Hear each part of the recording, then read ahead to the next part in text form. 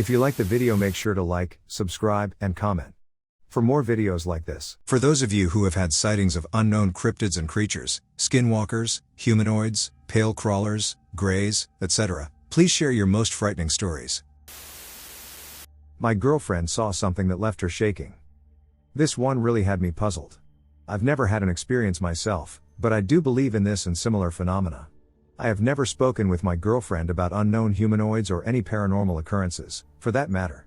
On Friday night, she and I were at a friend's house and decided to leave at around 1 a.m. It's very foggy outside, being that we live near rivers and creeks in rural Illinois. She goes to the gas station on her way home to the rural town, where we both live about a block away from each other. I get home and don't hear from her for a bit until she calls me very shaken up and crying. She says that on her drive home, she saw something crouched in the road on the right side. It looked to be fairly small, possibly a child. She rolled her window down and asked if they were okay. She got no answer but only continued sobbing. She pulls over and gets out of the car, walks up to whatever this was, and attempts to ask if it needs any help. The thing stands up on 2 feet at about 6 feet 8 inches, lets out a god-awful screech, and runs off of the road into some pretty dense woods near a tributary of the Kaskaskia River. She can't say it was a bit or a girl, but she can say she's never heard something like that before. She's pretty jarred by the experience. West Virginia werewolf.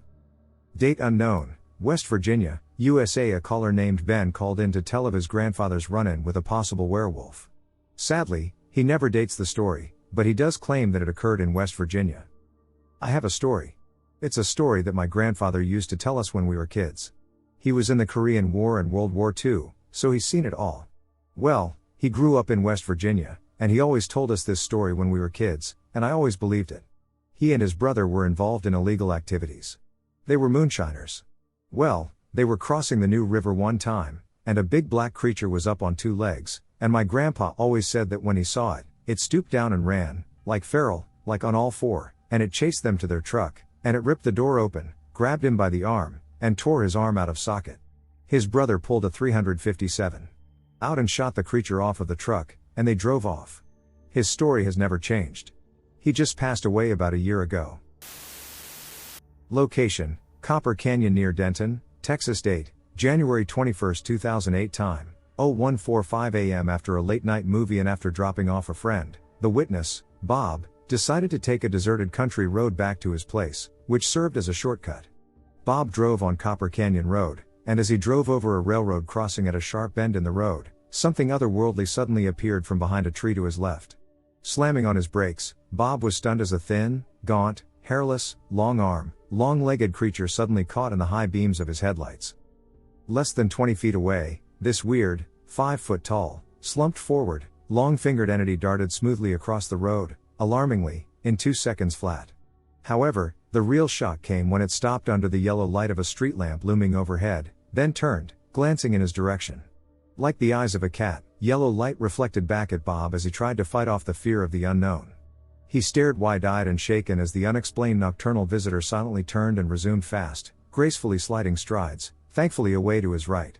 Bob's mind whirled as he watched it quickly squeeze through the partially open gate of a driveway, and within a moment, the thing vanished into a line of woods on the far side of a field to the southeast. Bob drove home in a state of shock, but later, being something of a hand graphic artist, he successfully reproduced a detailed illustration of the being.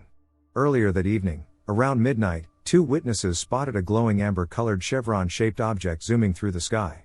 The UFO appeared to be only about 1,000 feet up and moved like a stone skipping across the surface of water. Capivari, São Paulo, Brazil, January 1995, 2 a.m. During a rash of strange animal mutilations in a farm area, a group of farmers decided to arm themselves and mount a night watch for the supposed predators. The first night, several of the men were on guard duty in a makeshift wooden shack when, all of a sudden, there was a tremendous uproar among the animals in some nearby pens. Soon after that, the men began hearing heavy footfalls and heavy breathing around the shack, as if some type of creature were circling the building. At one point, whoever attempted to push the door open flung itself against the door. Gathering up enough courage, some of the men looked out the window and saw a bizarre creature standing about 30 meters away, holding itself up against a tree. It was described as about 1.80 meters in height and covered entirely in black hair. When the creature noticed that it was being watched, it suddenly ran towards the shack on 4 legs and violently flung itself against the door. The creature then fled into the woods, emitting a very loud scream. Later on, several men noticed what appeared to be several vultures circling a certain area of the woods. Upon investigating the reason why these birds were circling the area, they were stunned to discover the carcass of a totally unknown, hairless creature. Around the thorax area, it had what appeared to be 3 holes from what appeared to have been a heavy caliber weapon. The body also appeared to have several blunt traumas. Upon turning the body over, they discovered that the vegetation around it was browned as if exposed to very high heat. Apparently, the creature was left in the same spot by the men, and it is unknown what became of it. My grandpa would tell me this story when I was little. He said that he was in the field on his horse one day when he saw a badger walk by. Then he got his rope, got off his horse, and put it around the neck of the badger. He said it was so strong that it was dragging him, so he let go. He watched it go behind some bushes and then saw the rope sort of poking out from the bushes. But the rope wasn't moving, so he thought it might have gotten loose and left. When he went to get his rope, he saw an old man with no clothes hunched behind the bush. They looked at each other for a few seconds, and my grandpa got scared. So he got back on his horse as fast as he could. When he looked back, he saw the old man climbing over the hill. Then one time, it happened to me. I was in school at the time, and I used to live in the mountains, so the bus would drop me off, and I would have to walk for half a mile to get to my house. I was walking down the hill and I heard something walking on leaves, so I looked down the hill and I saw a guy with no clothes crawling, but he was like an animal too. He had white feathers in his hair. When I saw his face, he looked like a wolf mixed with a human. It eventually took off in the other direction.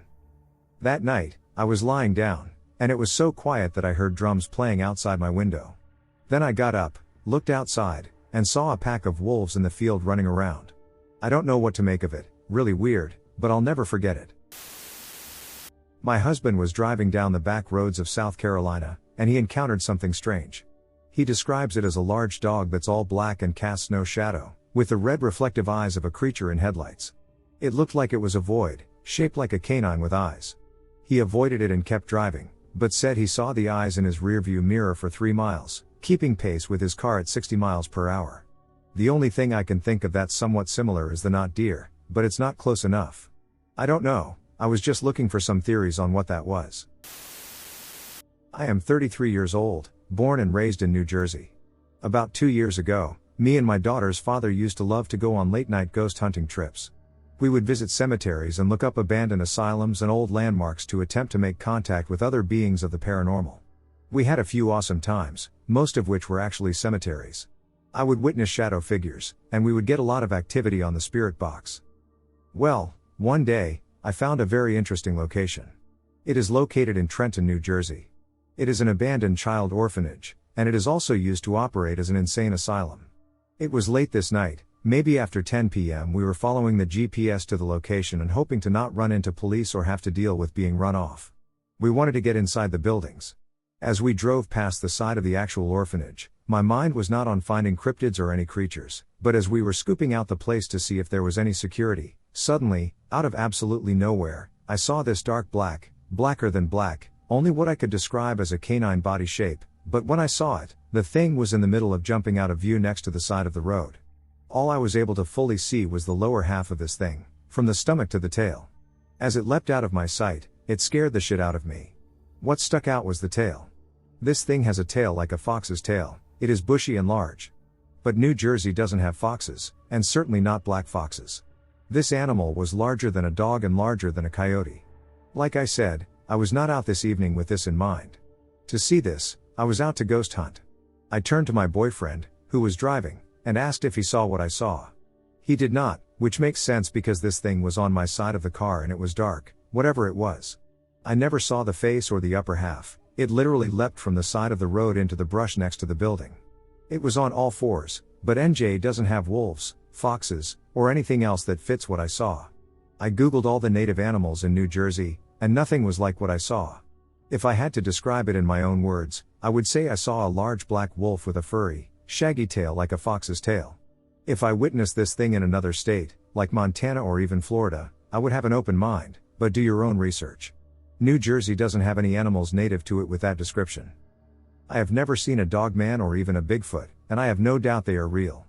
But I wonder sometimes if that's what I saw, some kind of dogman or canine creature. I know I wasn't seeing things, this thing was blacker than the blackness of the night. It scared the bejesus out of me, too. This was in Trenton, NJ, around 10/11 p.m. back in 2021. Either NJ is home to large wolves or someone's black mastiff dog was on the loose. Please let me know if anyone has had similar sightings or may have a clue to what I saw. I am open to anything. A group of 4 men and up were going camping or fishing at night. They were avid outdoorsmen. Big and buff men match the lumberjack aesthetic. They live outdoors in the boonies and always have. Their families stayed behind at camp that night while the men took their John boat out to catch the next day's meals. They get pretty far from their families when they decide to pull off on a shoreline. It's pitch dark outside while they're setting up their chairs and lights. As they are setting up, they start hearing something pacing the tree line behind them. They shine their lights and catch red eyes watching them. They're a little weary of this, but they continue setting up. They've seen just about every predator there is out there. They're alert, but they aren't scared. They continue getting their gear ready when they start to hear growling from the other side of the tree line. They shine their lights, and there's a second pair of red eyes. Now they're unsettled and begin to pack their stuff up. One of them stays up as a watch and keeps their lights between the 2 animals in the woods. By this point, both animals are growling and making huffing noises. They're almost done packing the gear they have when a massive rock flies over their heads and into the water. Now they're really put off and start throwing things into the boat. They have about half of the stuff in the boat when one screams and points to the tree line. They describe the creature as being inhumanly tall, covered in hair, very muscular or just broad and big, and having a face more like a wolf. The creature is now screaming at them as it's slowly advancing towards them. The men are horrified and ditch their remaining gear. When they manage to get the boat out into the water, they all shine their lights back to the shore and can see the rough shape of the 2 creatures, both the same in shape and height. The men who are telling this story are literally sobbing and struggling to get their words out. They get back to their families at camp and immediately order everyone to start packing up. They don't tell their families why, but they can obviously tell something is seriously wrong. This is obviously a Michigan dogman story. These men were so scared of something out there that they went so far as to move to the suburbs or cities. They were so scared that their own homes didn't feel safe anymore, and they never went camping again. The fact that these families were raised outdoors and that these men spent 99% of their lives out there living off fish they caught or animals they hunted made this very believable to me. They were crying and shaking while telling this story. I'm not at all saying men can't cry, but big, macho lumberjack-looking men all crying in front of each other and barely being able to get the whole story out was enough for me to believe them. I don't know what they saw, but I believe they definitely encountered something. I recently reached out to paranormal investigators, but I think I should share this here. Hello. I think something strange is happening in Methuen, Massachusetts. It all started a few years ago, in September of 2019. I was walking my dog around the fairly dense neighborhood at 2 a.m. I am a night owl. About 100 feet away from me, 3 houses down, my dog and I watch a strange creature silently climb over a chain-link fence and run across the street. This creature was large, pale, furless, and quadraped. Its front limbs were slightly longer than its back. It ran behind a nearby house, causing the light sensor to trip. I attempted to see where it went, but it was gone. The reason I am even bringing this up is because I am alarmed by the increase in missing pets in the area. Methuen is plastered on missing animal posters. Could these 2 things be related? I have no idea. Could this be because of some wild animals in the area? Not likely. Were these pets clearly loved and cared for? Absolutely. I did some research into the potential identity of the entity that I saw. I came to the conclusion that the creature might have been the Dover demon. I have one question, if anyone can answer it. Was there an increase in lost animals during the same time frame as the original Dover demon sightings? It was mid-November 2021, and me and about 10 friends were camping in the woods in the Sawtooth National Forest near Petite Lake. There were 2 groups of 4 people in 2 tents and 1 in a car, and me and my buddy were in hammocks near the edge of the camp. It's about 1 a.m., and we've all been sleeping for about 2 hours. I wake up to my hammock mate panting extremely heavily and yelling my name. I am confused, so I get up and help him. He is paralyzed by fear. He said that he had an extremely vivid dream that there was a black figure tall and slender trying to break into his car after he had seen this figure decapitate me and the rest of his friends. He said that he woke up to the figure near the car and saw all of our heads stuck on sticks throughout the camp.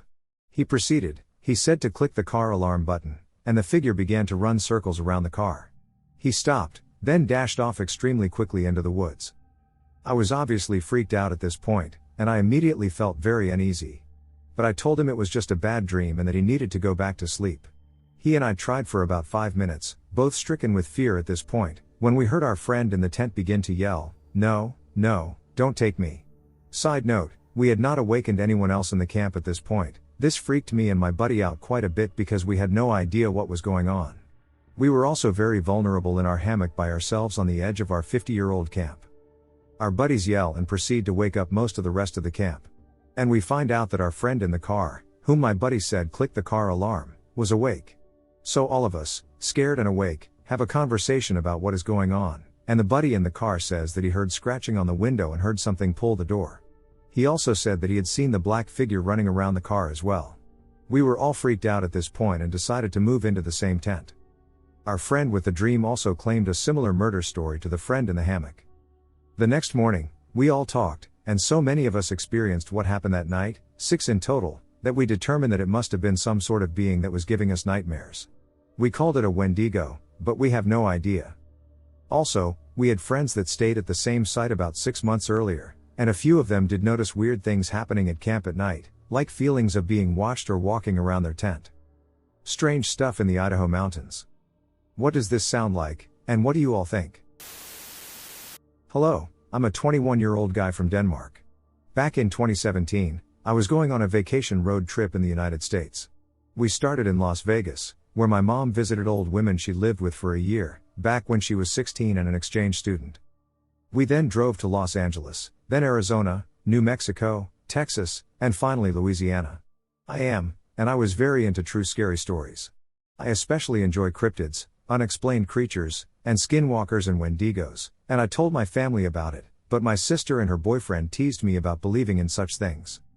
My dad doesn't believe in God, superstition, or anything, but he has had some strange things happen to him, so he is a little more open-minded, which my mom is also, because she has experienced some paranormal shit. When we were driving through the deserts of Arizona, my dad had to have a smoke, and we wanted to stretch our legs. We got out of the car, and my dad started smoking, and we looked around. Then suddenly my sister said, "What is that?"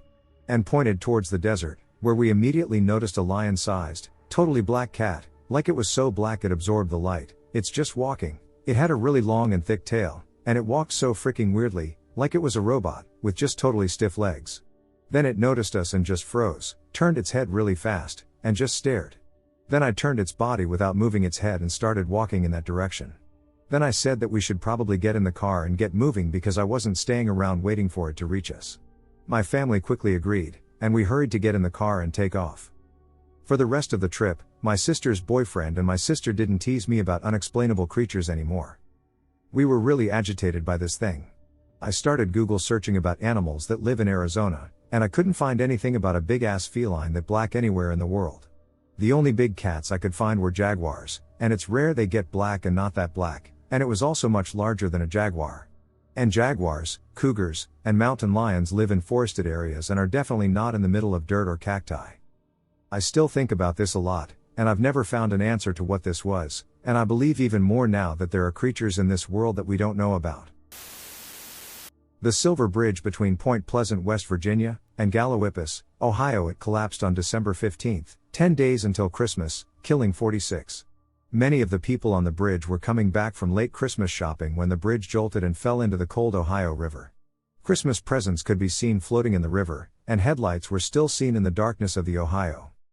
The cause of the bridge collapse was a cleavage fracture in the lower limb of the eye of I-bar 330 at joint C13N of the north I-bar suspension chain in the Ohio side span. The Mothman, a 6 to 7 foot gray-black flying humanoid with hypnotizing large red eyes who stalked the Appalachian town primary from 1966 to 1967, was reportedly seen by some witnesses before and during the tragedy on or near the bridge. Many believe that the Mothman was a harbinger of doom, trying to warn Point Pleasant. Others believe that it caused the disaster itself. Marcella Bennett, who saw the Mothman in mid-November 1966 when visiting a friend's house with her family, told Jeff Wamsey, author and curator of the Mothman Museum, that her uncle Robert, who lived in an apartment in downtown Pleasant overlooking the Ohio River, saw what she saw, a flying man that looked like a bird that flew under the bridge before the bridge fell.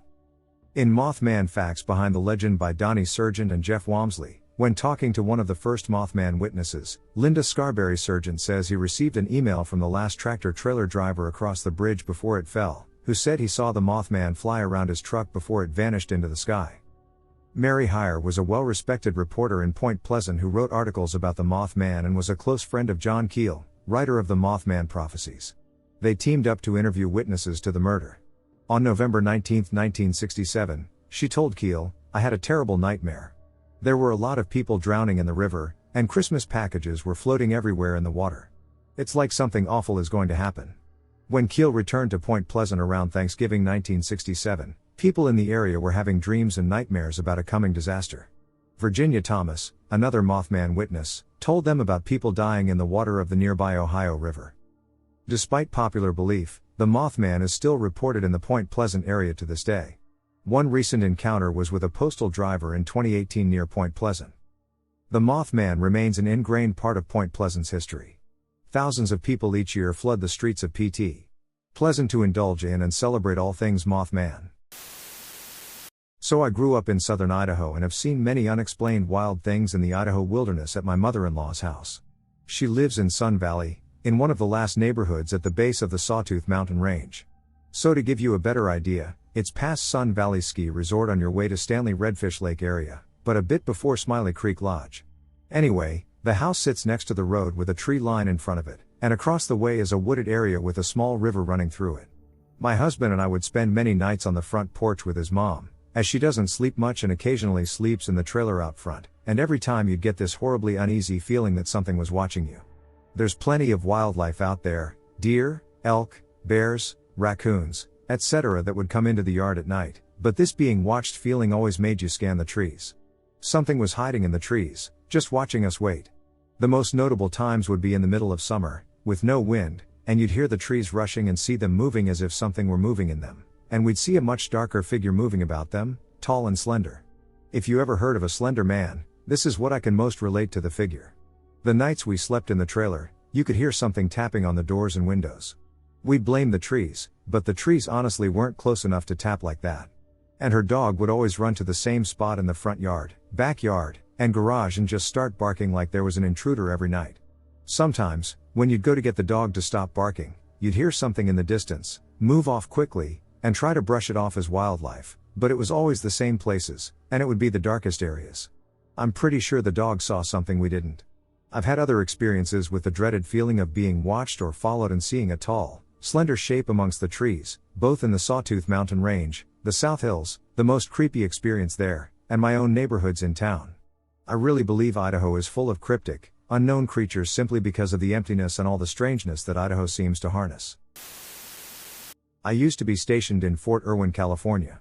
It's a long story, but there is a 30-mile road that leads from Barstow, the closet town, into the base, which is in a large, empty desert. There are dozens of crosses along the road leading into the base from soldiers and families of soldiers who have had accidents on this road throughout the years. Anyway, a buddy of mine who was my platoon mate and I were driving back from the mall in Virtoville one night. As we entered the starting stretch of Ft. Irwin Road, I noticed some fresh bloody tire marks leading off the side of the road directly into a cross, which was dated something like August 11, 1989, this date was like August 11, 2006. It really creeped me out, and I thought I was seeing things. About 20 minutes into our long drive down this isolated 2-lane highway leading into the vast empty desert, I look over to my buddy, who was driving and lip-syncing to some song. And then, as we were going about 75 miles per hour, something darted out in front of us. I quickly caught a glimpse of what looked like a large, humanoid beast with fur and a wet, hairy face. It looked directly at us even though we were going 75 miles per hour, and it was running right across his car. The thing was tall, at least 7 feet, walking on 2 legs. But the eyes were like, I don't know how to explain it, but for that split second when it turned to look at us, as it turned its body and I looked into its eyes, it was like time slowed down and its eyes were white voids. Not a reflection, really, more like dead light, Stephen King reference. And it wasn't a look of fear, but it was a look of I see you hello. It was the most skin-crawling thing I have ever experienced. Whatever that was, it was not human, not an animal. It was sentient, but not like we are. I won't say it had powers, but whatever it did to us when we looked at it, I don't know. I turned to my friend, who yelled out, "Holy SHT." And then the thing ran off to the other side of the highway. My buddy thought that we almost hit someone, so we stopped and got out to check, but whatever it was ran off into the empty desert night. And then he began to repeat, large. Hairy. Bird? No, not a bird. Bear. Bear. No. What? What was that? It took us about another 20 minutes to get to base, and we just sat there, music off, not talking to each other. He was quiet, which he was never quiet about, not Brian. I tried to think of what to say, but we were too chilled to really talk. Once, we got back to base and told our squad members about what had happened, but no one believed us. That is, until a few weeks passed and I started hearing quiet murmurs from people who didn't want to speak openly, but they said that they too saw similar sightings.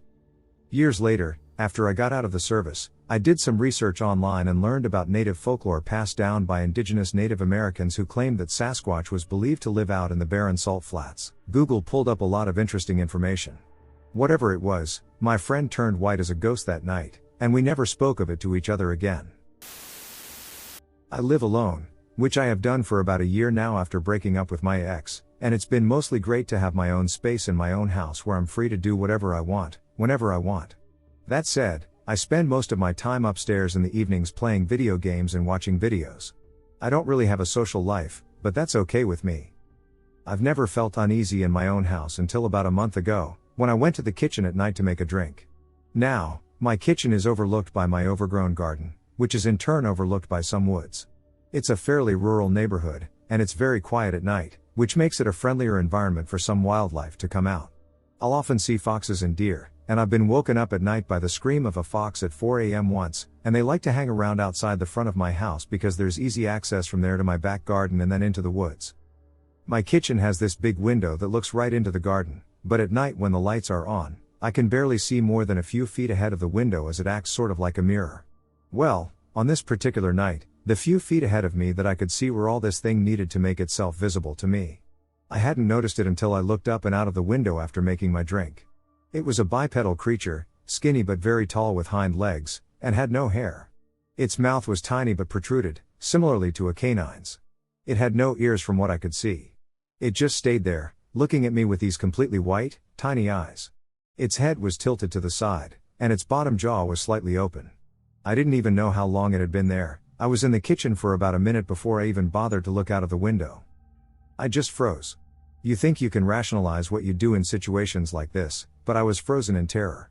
I was telling myself to move, but my body felt icy cold. I couldn't do anything. Eventually, after like 10 seconds, it felt much longer, I managed to move and ran out of the room, not daring to take my eyes off the creature, and as I did so, its head rotated to follow me as I left to the comfort of the upstairs, which was the creepiest thing about it. Since then, which was about a month ago, I've not gone into my kitchen at night, save for a few necessary occasions. I'm preparing everything I need before it gets dark and then staying upstairs for the rest of the night. If I absolutely need to go into the kitchen, I'll rush so that I can get out ASAP. That feeling you get when you turn all the lights off before you have to go back upstairs and feel like you're going to be chased upstairs by some unknown entity? That's the feeling I get when I need to go into my kitchen at night. My mom grew up in a little town in El Salvador called Chalatenango. She would tell me and my sisters this story, and she swears it really happened. All of my aunts, who grew up with her, confirm this story as well. Supposedly, my mom's friend's brother woke up one night at around 2 a.m. He was around 27, I believe. It was still dark out, but he had to take a piss. This town is poor, so his bathroom was outside. While he was taking a piss, a beautiful woman walked past him. He was a player and went after her. He tried talking to her, but she kept walking away. She eventually stopped and turned around. When she turned around, he was shocked to see that she had the face of a pig. He immediately started screaming. This woke his family, and they went to his aid. They find him screaming, rolled up in a ball, in the middle of the road. They took him to the hospital. He went crazy. Before he went fully crazy, he was able to tell his family what had happened. My mom's friend told her what had happened to her brother. All of the neighbors that lived around the man when this happened to hear him screaming also looked out their windows and saw him there. My mom said the ghost or creature is called the Siguanaba. I first heard about Bigfoot as a kid while watching National Geographic. I always knew about Yetis residing in deep Himalayan hills and wondered about any Bigfoots possibly living in India. So what I am about to tell you was a shocker for me when I heard it. My family had a New Year's Day gathering, and all my cousins had come over for lunch. We usually spoke about sports and politics, but that was too boring after a while, So I decided to tell my cousins about unknown creatures like Loch Ness Monster, Dogman, etc., and I started by telling them about Bigfoot and how the legend of Bigfoot runs wild among Americans and many people around the world. I was not prepared for what was going to happen next. My dad and my grandpa overheard the conversation and came to my room. I stood in utter disbelief that I knew about Bigfoots, and I realized just by looking into their eyes that they knew about it more than I had ever read or seen. In utter shock, my dad started telling me about a story from his childhood when he was around 12 years old, along with my grandpa, that he had encountered something that defied belief. I still have tears in my eyes while I write this, as this was a surreal moment for me to know that these creatures do exist here in India as well. On a cold winter's evening around 7 o'clock in 1972, my grandpa and my dad were coming back from church, and the road that led to the house had acres of sugarcane farms with tall bushes on both sides of the road. They were on a 110cc scooter, which could be converted to a bicycle if it ran out of fuel, and this came in handy as they lived on the countryside, far away from town. While they were passing by a huge banana tree, something just ran out of the sugarcane farm on the left and crossed the road. This thing was 20 to 25 feet away. My grandpa described it as a huge, 8-9 foot long, hairy ape-like creature with dark black fur. The creature was on two legs, almost like a gorilla who had learned to walk like a man. The creature crossed the road in an instant and went to the other side of the road and saw my dad and grandpa, and at the very moment, my dad, out of fear, screamed looking at this hairy creature with massive pecs and shoulders. This led to the creature running away in the field. The speed at which the creature ran was absolutely shocking, and my granddad knew this low-powered bike wouldn't do any good if the creature decided to pursue them. Thankfully, this creature decided to leave them alone and was never seen again. This was the encounter that changed their lives and raised their curiosity about this subject. They never spoke of it in fear of being ridiculed, but when they saw me speak about Bigfoots, they knew they were not alone, and many people in the world had experienced what they had seen. My dad even went on to say about a man he knew who filmed one of these creatures but never knew what they were called and thought it was some kind of ape. People in India would generally not know about such cryptids. I saw the truth of the story in my grandpa's eyes, and never have I felt such a strong conviction to tell a story like this. I know this may sound weird, but there are accounts of Bigfoot encounters in deep rural India. I don't know what the thing was that my granddad and dad saw, but I am sure it was certainly not a gorilla walking on 2 feet. It started in the summer when I, my dad, and my nephew traveled to Tres Marias Reservoir. It was a nice vacation. It has a pool, a soccer field on the back of the inn, and a nice view of the reservoir bank, about 150 meters from the inn. The inn is facing straight to the reservoir, with the parking lot in front of the building and the water. A couple hundred meters away, there is a small pier where you can catch some big fish, and by the sides, there's a dense forest and a dirt road leading to Abayate city. We sleep in different rooms. One night after dinner, I laid down to listen to some music on my phone, falling asleep moments later. At 2 a.m., I woke up, got to the bathroom, and innocently looked through the window to see the moon shining on the water. First, I looked straight at the moon, and then I looked down towards the water when I saw a humanoid figure, like a shadow between the water and the moonlight reflecting on the water. I'm sure that was not human. It was no more like four, walking with a curved posture, long arms that go past knees, and being pretty slim. I didn't see the skin color because I'd only seen the silhouette, and it was walking very slowly with light steps. My spine got as cold as ice at that moment, which gave me goosebumps. I've never seen something like that before. I moved away from the window and stayed in silence. I got out of the bathroom and locked my room's door. I've opened a small gap from the main window to watch the figure, but this time I saw nothing.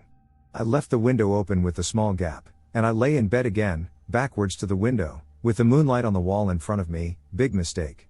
Then I've heard some buzzing noises that scared the soul out of me. My heart starts shaking.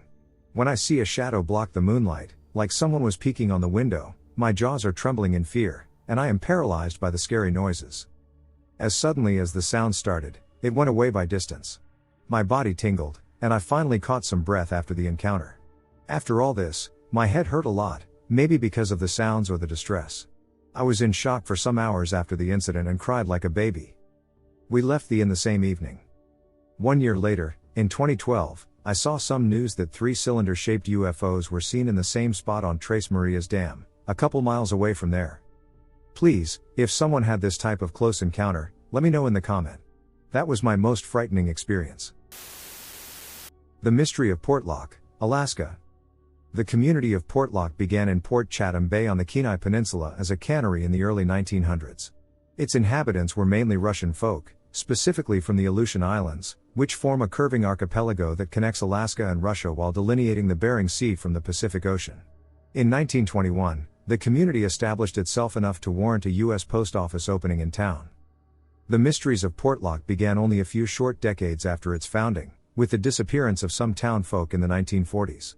Sheep hunters had vanished from the hills surrounding the town, and reportedly their bodies would later be found in the lagoon and waterways, mutilated to a degree of brutality that no one thought a wild animal capable or even desirous of doing. Mysterious prints from some unfamiliar and massive beast measuring 18 inches long were found by hunters tracking moose in the hills surrounding town. Apparently, when the hunters tracked this mysterious animal, they found no moose but a massively bloody scene. Melania Kale told the story, according to her memory, to the Homer Tribune. When she was only a baby, her family suddenly fled from their seaside home in Port Chatham, a community adjacent to Portlock, leaving their livelihood and all else behind. Her family was not alone. All of the residents of Portlock left their lives behind in terrible fear. According to her, a Nantianak had been stalking the townsfolk, a local Sasquatch-like creature that is said to haunt the Kenai Peninsula. She believed her own godfather had been killed by the creature in 1931 when he was struck in the head in a manner that seemed beyond the strength of any human being. Despite being sighted in other regions of the Kenai Peninsula, the beast seemed to favor Portlock most of all, as whispers of a spirit preying on its people traveled throughout the settlements. If you were to write out all of these stories, they would sound very familiar to those of us with even the slightest interest in cryptids: hunters mysteriously vanishing, glimpses of a hairy beast stalking in the shadow of trees, mysterious sounds that seem to belong to no known beast. But despite this similarity, the stories of the Nantianak have been told far longer than those of Bigfoot. Whatever it was that prowled the wilds around Portlock, it clearly struck a deep and abiding terror in its people. By the early 1950s, Portlock was all but entirely abandoned, marked by the closing of the post office in town. According to Brian Weed, co-founder of a group called Juneau's Hidden History, before Portlock began its life as a cannery, it had been host to a small village many years before. It seems those inhabitants also abandoned their fishing camps, reporting that they were being bothered by some beast or spirit. We'd told KINY Radio that later, when the cannery was abandoned, those running it begged the inhabitants to stay, even employing armed guards to assuage their nerves. But no amount of begging or precaution seemed to motivate the townspeople to stay. When it's put into perspective just how many people died during this time, this is no surprise. It's said that as many as 36 people went missing from the small village in only 20 years' time. Strangely, Portlock only appeared on the U.S. Census twice, once in 1940 and again in 1980, curiously reporting exactly 31 residents each time. This seems like it could be a kind of clerical error, but for some, it adds to the dark mystique of the town's story. Could there be people living there still? Was the area repopulated again in the 1980s, only to be abandoned once more? According to locals today, the area is markedly haunted, not merely by Nantianak lore. Even before Melania's time, there were stories told of other spirits that haunted the Kenai Peninsula, such as that of a pale-faced woman shrouded and draped in long, black cloth that dragged in the wet earth behind her. She was said to emerge from the seaside cliffs, screaming and wailing, before vanishing back into them. Could this creature that prowled the port town and surrounding wilderness for hundreds of years be a massive lineage of bears? It's hard to imagine that people so intimate with the vast wilderness and all the explicable terrors it holds would be so grasped by such a delirious fear that they'd leave their whole world behind. Perhaps a few too many unthinkable tragedies happened in too short a time, although dozens of murders or accidents are still hard to explain. Maybe this really was an encounter with the selfsame creature we call Bigfoot. If the census is correct, did people try to live in the area again only to be scared off by the same beast? Portlock is now, by all accounts, a ghost town, home only to crumbling lumber, rusting cannery equipment, and other traces of a once vibrant community. To this day, it has not been settled again, despite its bounty of resources and breathtaking beauty. The sway held by the local lore may keep that land untouched for many years yet. I'm trying to figure out what might have been behind this. I've grown up in Washington State, in the Pacific Northwest. This is actually an incident that happened to two of my uncles in the Enumclaw area. This was 10 years ago or so, and basically what happened was that my Uncle D and my Uncle J were hanging out in the backyard. It was evening, getting a bit dark, but it was summer, and the sun hadn't set yet. My Uncle D was throwing a good-sized stick or small branch for his dog. The dog eventually got tired and went inside, so my uncle walked over to the shed and threw the stick off the edge.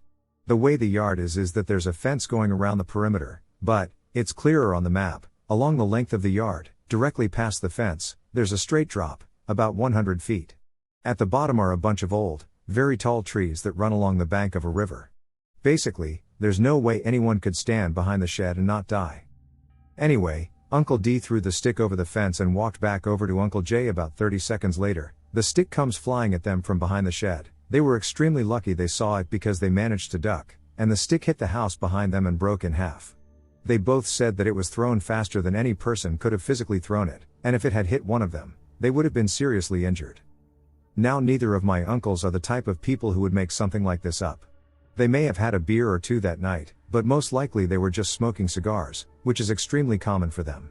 After my Uncle D told this story, 10 years later, he looked so freaked out and kind of sick.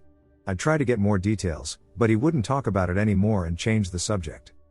I'm trying to figure out what this could have been. I've been trying to look up creatures in the PNW, but all I'm finding is Bigfoot. While I'm not saying it wasn't Bigfoot, I'd really like to try and find out what else it could have been. If you guys have any ideas, I'd love to hear them. I live in the mountains of western North Carolina, about 30 minutes from the eastern Cherokee Indian Reservation. My home is a sleepy little town, and not much happens here. As for me, I am a 36-year-old white guy with about 1/16 Cherokee heritage. The rest is typical Irish/English heritage common to WNC. Okay, to the point, early this year, in the spring, 2013, I felt drawn to look up spooky stuff, just everything. From government conspiracies to ghosts, witches, etc. But living deep in the mountains, I have always had a fascination with werewolves. They scare the stuffing out of me. I know they aren't possible, I hope. But I was tired of the endless European werewolf legends. I needed something new. So I googled North American werewolves, the legend of skinwalkers, and what they were. For those not in the know, skinwalkers, Navajo, Ye Naldlishi, which means, with it, he goes on all fours, are a Navajo/SW Native American Indian witch. These beings are bad news. To become one, they have to murder a loved one. They're known for having the power to shape shifts in the legends, particularly into coyotes or wolves. So I have been researching these things for a few weeks now. I would Google something about them as I left work at 11 and let my smartphone load up a web page on the hour ride home. I would then proceed to read the web page in my driveway before I went into the house. It's something to do anyway. Well, one night, I had to work over until about 2:30. I loaded up a page about them and headed home. Uneventful ride home, no full moon, or anything like that. I pull into my driveway around 3:15. Kill the lights and engine. I pull out my smartphone and begin to read. I felt odd that night. I felt like I was being watched, but I live on a fairly well-lit street and could see or hear nothing out of the ordinary. Even the smell in the air was normal. But something was off. It wasn't the website either. It was basically a recount of other websites and nothing new. So I texted my fiance's normal "I'm home" message, grabbed my smoke, and opened the door. That's when it happened. As I shut the car door, there was a howl and a snarl behind me. I turned and saw a black shape in the yard, low on all fours, approximately 20 yards away.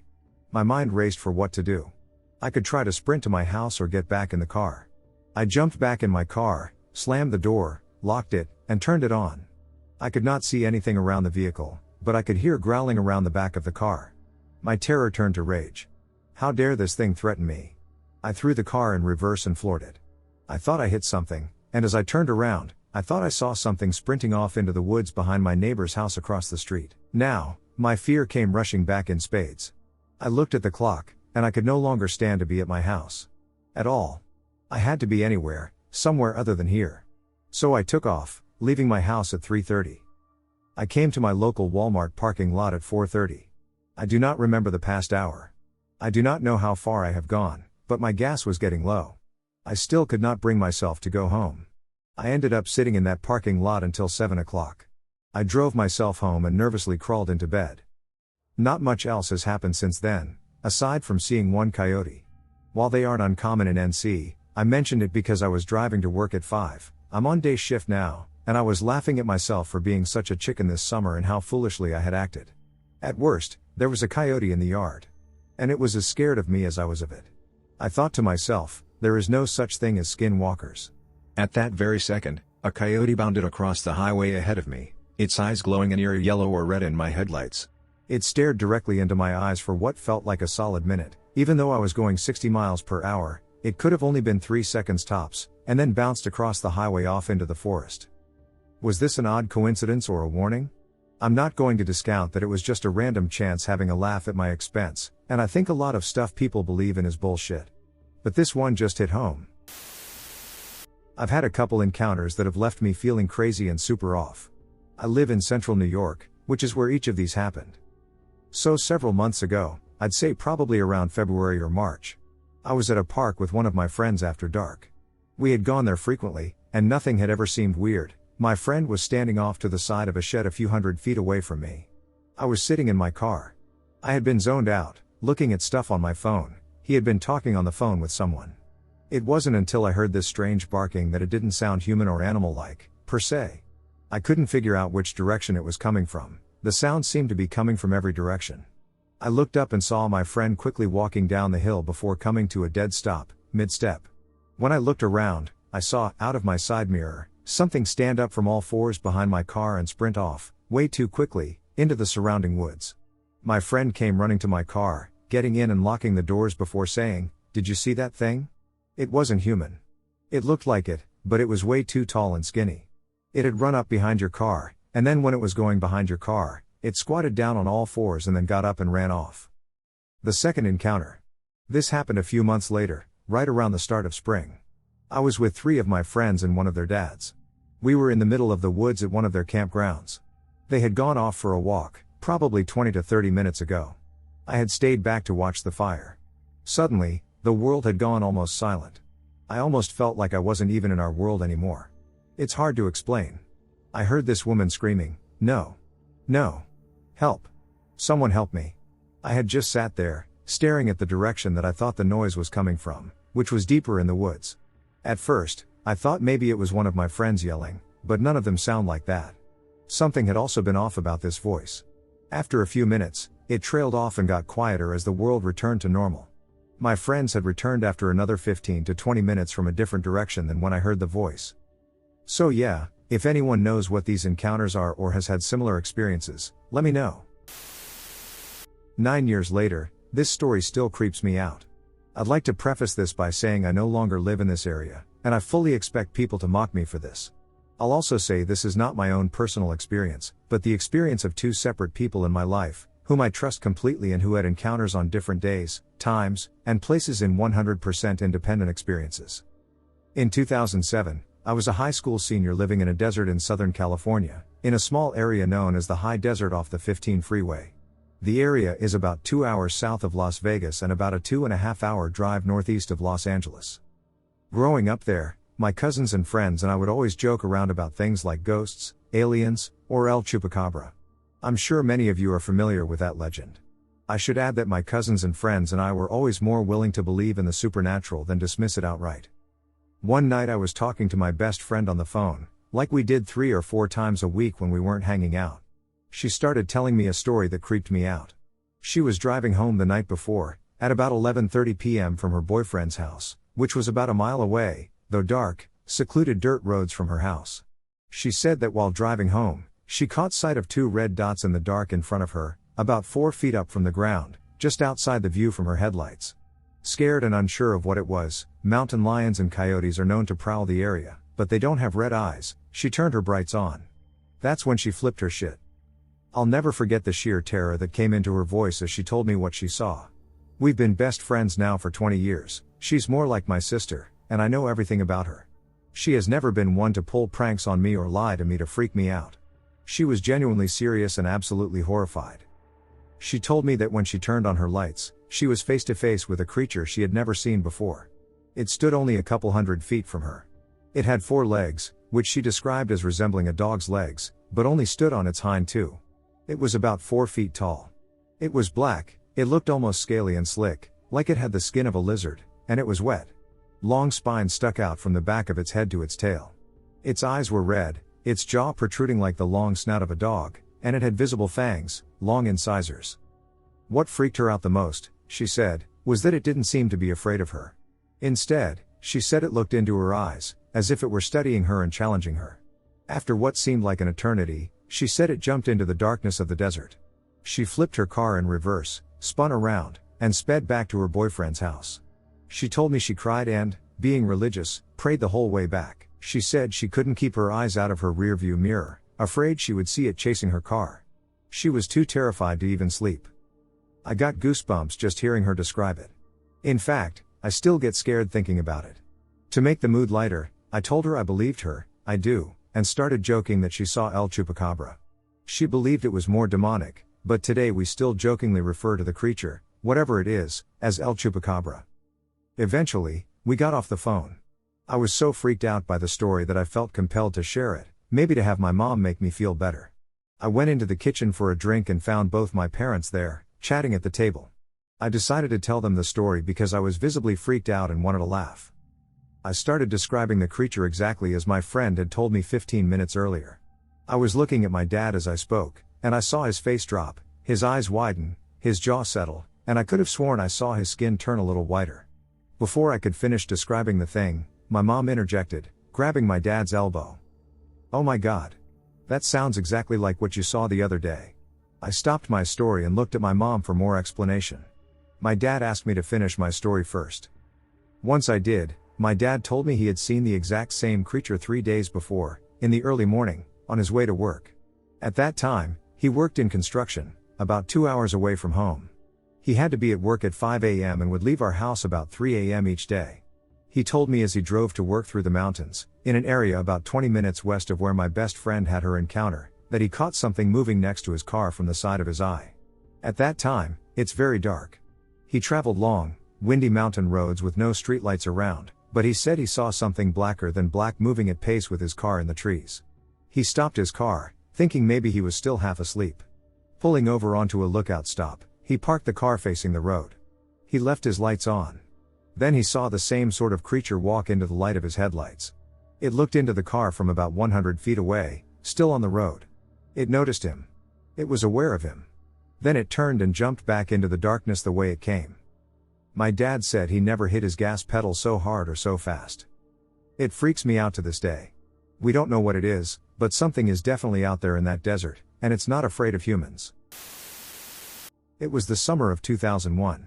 I was a wild kid growing up in Panama City Beach, Florida. I would have been 14 years old, and like most kids raised in broken homes in the wild place PCB once was, I was already smoking and being a shithead. At the time, I was a runaway, staying at my girlfriend's older brother's house in an attempt to grow up too fast and do what I wanted because I didn't like my mom's rules. It was a typical evening for us. We were smoking cigarettes, skateboarding, hanging out, and causing trouble in the apartment complex. An apartment complex that backed up to a set of woods, with my 18-year-old brother's place being at the end of the building, closest to the woods. A sidewalk extended out from the front door, connecting to the primary sidewalk, which then wrapped around the building, between the woods and the building, and brought you to the parking lot. When the sun was starting to set, we smoked cigarettes outside on the sidewalk, and when they were ready to go in, I flicked the one I was smoking, a half of a cigarette, because I started to get a headache and didn't care to finish it.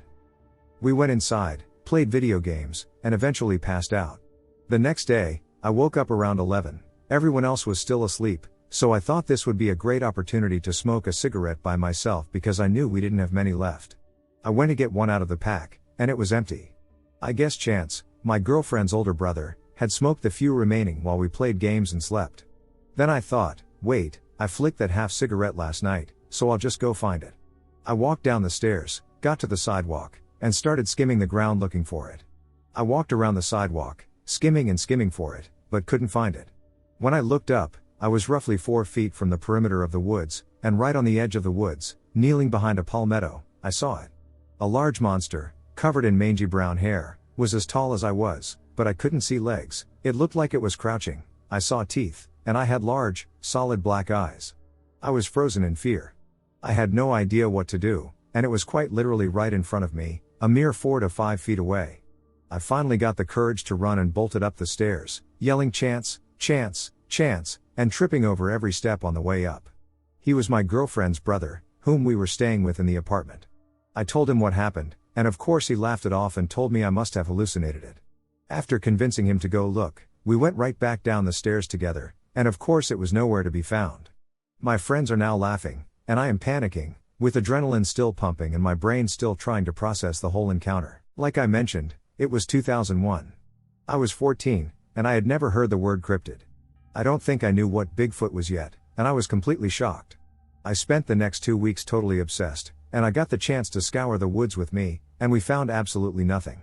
It was 11 in the morning, I knew exactly what I saw, and now, 23 years later, I can still picture it exactly. As time passed, I thought I had just seen a demon. The teeth and the all-black eyes just stuck with me. But, when I was roughly 22 to 23, I was telling what happened to a friend, and she said, "Oh hell, you saw the Florida skunk ape." I had never heard of the Florida skunk ape, but eventually, when the picture surfaced or when I first saw the photo, I can't remember, it was exactly what I saw. Shit, the picture itself was almost identical to my account, with only one exception. It was daytime, and I could clearly see its top half. I was stunned. I finally knew what I saw years prior, and that one incident, which lasted for probably just a minute, changed my life and perception of the world entirely. But, looking back now, over 20 years later, what I believe happened is that we both weren't expecting to run into each other. I think it was just as shocked as I was, and we both didn't know what to do. Again, I realized that it didn't do anything aggressive, it never made a sound, and it just crouched or knelt there, frozen in time just like I was. My 11-year-old grandson, who is not known to lie, was at the bus stop waiting to go to school last week. I was on the phone with him, and I heard him gasp, and I asked what was wrong. I assumed it was a stray or someone's dog because people don't keep their dogs in check here, unfortunately. He said he saw a tall, dark figure run into the woods. Then his bus came, and he said he had to go. I questioned him when he got home, and he said the figure was abnormally tall, taller than anyone he'd ever seen. Very thin and wearing all black. He said it had no face, and he could tell that the face was all black too. I asked him if he was scared, and he said it didn't scare him but more shocked him as it wasn't anything he'd ever seen before. I let it go at that and didn't bring it up again for fear of scaring him. Any idea what it could have been? We live in the country, so now I'm a little nervous myself. I'm not sure what to call this thing. All I know is that it is nowhere near human. If I remember correctly, my first encounter with it was when I was around 10 or 12. It's all fuzzy. What I do remember is that at the time we were 1 in the state of California and 2 playing hide and seek outside with a few of my friends. Ray and Finn. It was already pretty late. I'd say about 6:47 p.m. It was in the autumn, so the sun was practically gone by this time. It was Ray's turn to seek me out, and Finn decided to run off together since we both didn't really like the dark all that much. Phones with lights were still pretty expensive, so none of us had one. The only thing we had was one of those old shake lights that you have to shake to charge. Anyway, it's been about 10 minutes since the round started. Ray got close, but never close enough to find us. It was funny for a bit until me and Finn heard it sounded like a low growl, like a wolf, but just deeper and more messed up, kind of like it was sort of underwater. I remember when we heard it, we both yelled and ran out, running to Ray. "Ray, oh, there you go. Why do you guys look scared?" At the moment, me and Finn were pretty scared and shaken up, and we just wanted to get out of there. We kind of looked at each other in silence, then grabbed Ray by the shoulder and guided him out, not daring to look back, and honestly, the only reason I didn't look back was because I swore I could hear it following us. We barely got any sleep that night, especially when the house was old and just wouldn't stop making those creepy sounds you always hear at the worst times possible. I believe it was around 6:33 a.m. when I decided to try to get sleep and decided to wash my face off in the bathroom. I shit you, not while washing my face. I ducking saw it behind me. The only details I could get in that moment before I freaked out were that it had blood red eyes and its body was like pure black. At that point, I knew damn well that I wasn't going to be able to sleep, so I turned on the TV and just watched some cartoons for the rest of the day, trying to keep whatever I saw out of my head. Fast forward a week, and we kind of forgot it already out in the forest playing the game once more. This time we were out till 7 or 7:25 p.m. It was around that time. I was at this time, so I just held the shake light close, making sure to keep it charged as I wandered around looking for Ray and Finn. But instead of finding them, I found them instead, whatever the duck it was. Because of how dark it was and its black body, I could barely make out any features. It didn't help that it was looming over a dead deer, eating at the carcass. It didn't even care that it ate the bones as well. What I could make out with the light and because of the blood was that it had a reptilian-like jaw, not like a snake or a lizard. Honestly, it was more like what you see on a dragon yet. Its teeth and the amount it ducking had were just uncanny. I was frozen with fear for a bit, but when it realized I was there, I ducking dropped the light and ran for my life, yelling for Ray and Finn to get out as well. I thought it was following me, but it was just Ray and Finn catching up to me as we all ran inside. They tried to ask me what the duck happened, but I was honestly too scared to even talk. I just hugged them, and we were both glad that they made it out and away from that. I didn't get much sleep that night as well. I'm surprised I got any sleep, but now, I regret even laying down that night since, when I woke up, I was in a paralysis-like state, unable to move, and struggling to breathe. Whatever I saw in the forest was right at the foot of my bed, crouching down just to fit into my room, so it had to be at least 8 feet, if not taller. The morning light kind of revealed that I was correct about the dragon-like face. Well, a dragon mixed with a bit of wolf. I could kind of hear something dripping as it slowly inched up onto the bed. I was scared shitless and completely immobile. It got right above my face, its mouth slightly open, like it was going to eat me. It just sat there like that for an eternity, but suddenly it lunged, and I finally broke free and yelled. After a second of just screaming, I realized I was still alive and that my mother had come to check up on me. Seeing how scared I was, she ran over to make sure I was okay. All I could do was sit there shaking out of terror, and the only sign that anything had happened was a huge print on my bed sheets. It was kind of black like ink, but it was quickly disappearing. From that day on, it just kept getting worse. I had horrific night terrors and constantly had sleep paralysis, where I would see him take many forms. Fast forward a half of a year, and we hit our breaking point. Ray and Finn are having a sleepover at my house, just playing Minecraft since it's still new and we love building games. It was around 4:54 p.m., and dinner had just gotten done when we ducking heard it. A loud thud on the roof slowly became scratching as low, demonic growls followed the scratching. At this point, my dad has had enough and grabbed 2 guns, asking Finn to follow since he was the oldest out of us 3, 15 at the time, almost 16. They went outside to see what the hell it was themselves and to see if they could kill it once and for all. It kind of started to rain a bit when they went outside, and me and Ray were not allowed near the door since my dad didn't want it to be able to lung down and take us. But as a minute turned into almost 20 minutes, I slowly heard them get louder and louder, practically yelling at whatever it was. I was about to open the door when Ray pulled me away, and I heard 2 gunshots, then 3 more, as my dad was yelling and screaming. After a moment, he ran inside, slamming the door closed and locking it, just breathing heavily.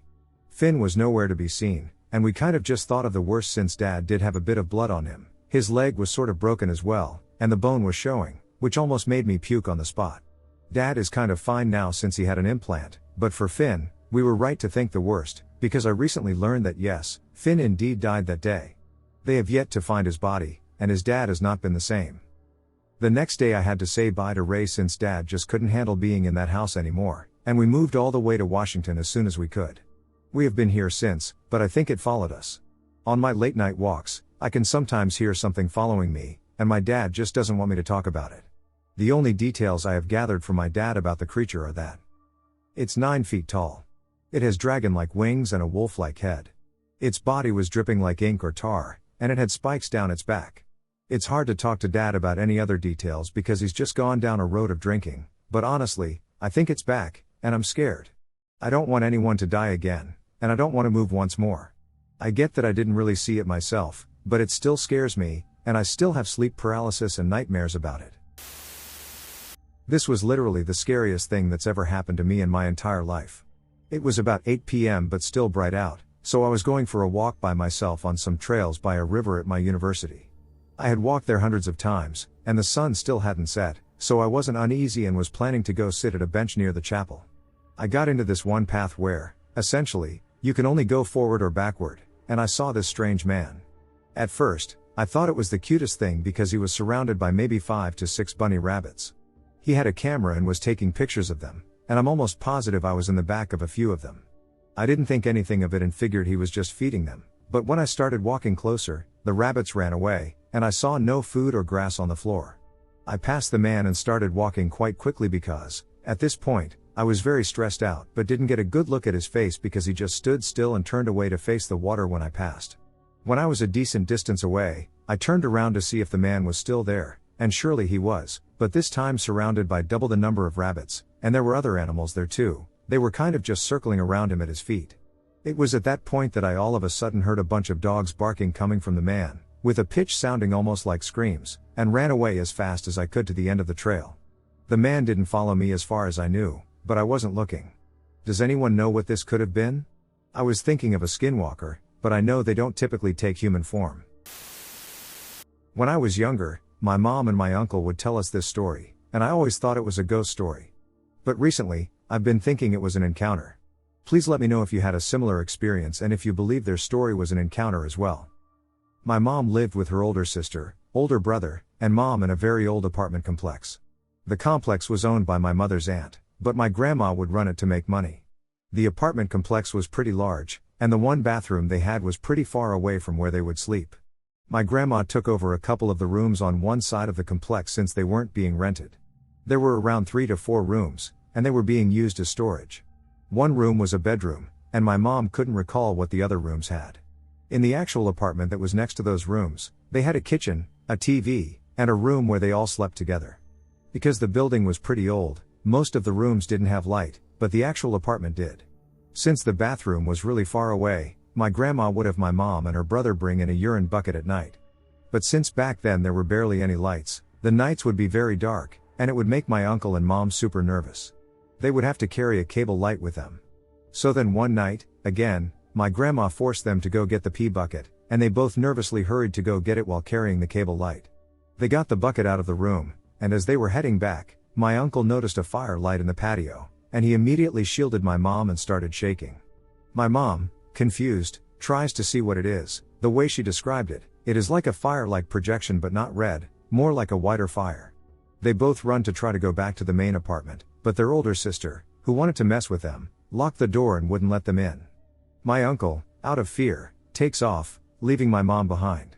My mom was so scared and peed herself out of shock and fear. She fell to the floor and observed a shadow creature running out of the light. She described this creature as around a kid's size. She noticed its eyes, but it said that although they were bigger, they weren't exaggerated, just bigger. For the color, she said it was like a grayish, translucent color. My uncle, as he was running out, tripped over a stair and then watched the shadow run out until it disappeared. Once my mom's sister finally let them in, they couldn't stop crying. They couldn't sleep or talk. They were traumatized for years, and my grandma would try to make them explain. Other people believe that my grandma needed to dig a hole on the patio because the shadowy creature might have let them know there's a treasure. My grandma believed that if she dug, she would find something bad. So that's how it happened. For a while, my mom and her brother weren't the same, and then when they finally were able to talk about it, my mom realized it wasn't her imagination. I think this story is really interesting because usually an experience like this happens to one person, but 2 kids? Perhaps they really did see that shadowy gray light creature. A friend and I saw something several years ago. It was very thin, and its skin looked as if it had a full-body latex suit on. Very shiny. Bone structure in its face, but no eyes or orifices. You could see the ribs. The head was elongated, and the fingers were long and pointy. Had a peculiar-looking gait to it.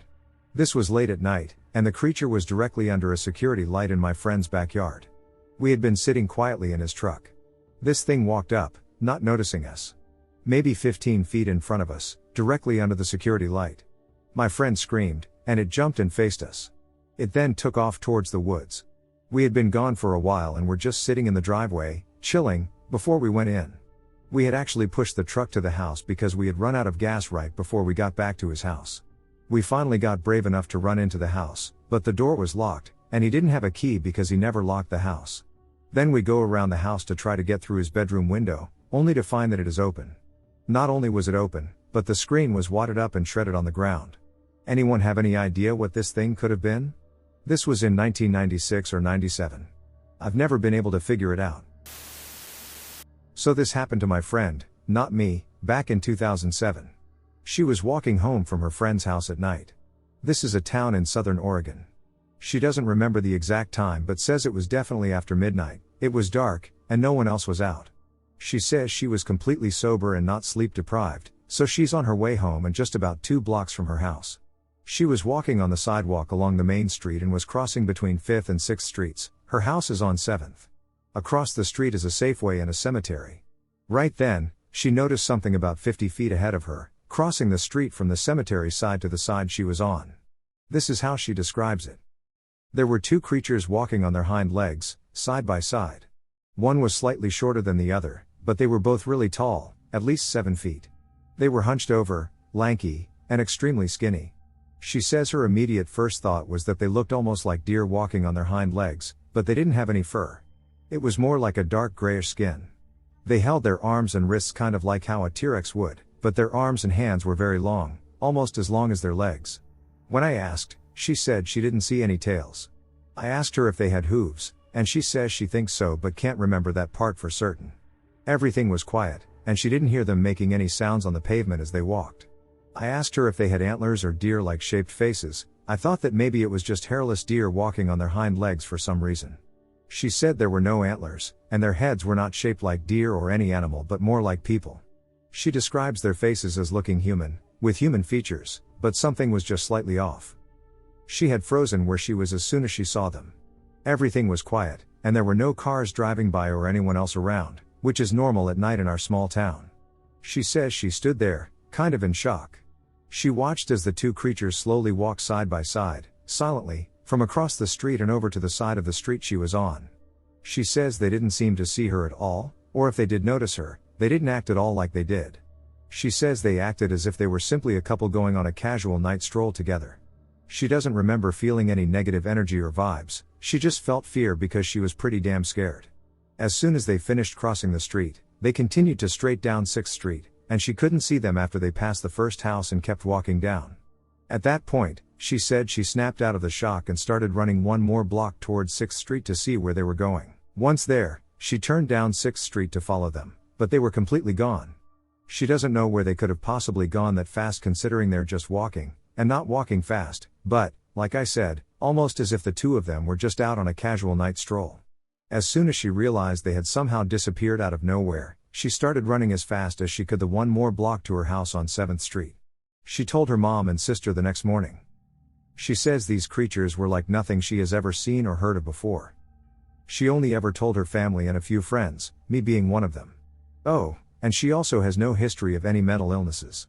But whenever I ask her about it, she describes it the exact same way and is still pretty shaken up when she thinks about it. Nothing like that has happened to her before then or since then. Anyone know what this could be? I've heard about note deers, but I'm not sure that really fits because I think those are more animal-like shaped and usually on all fours. If you guys have any questions, I will ask her and get back to you. Any input would be greatly appreciated. Thank you. I'm 17 years old, I know what you're thinking. It's just this kid's imagination. Just let me tell this story, and you can decide if you think it's real or not. It was mid-December to late December 2020 in central Pennsylvania.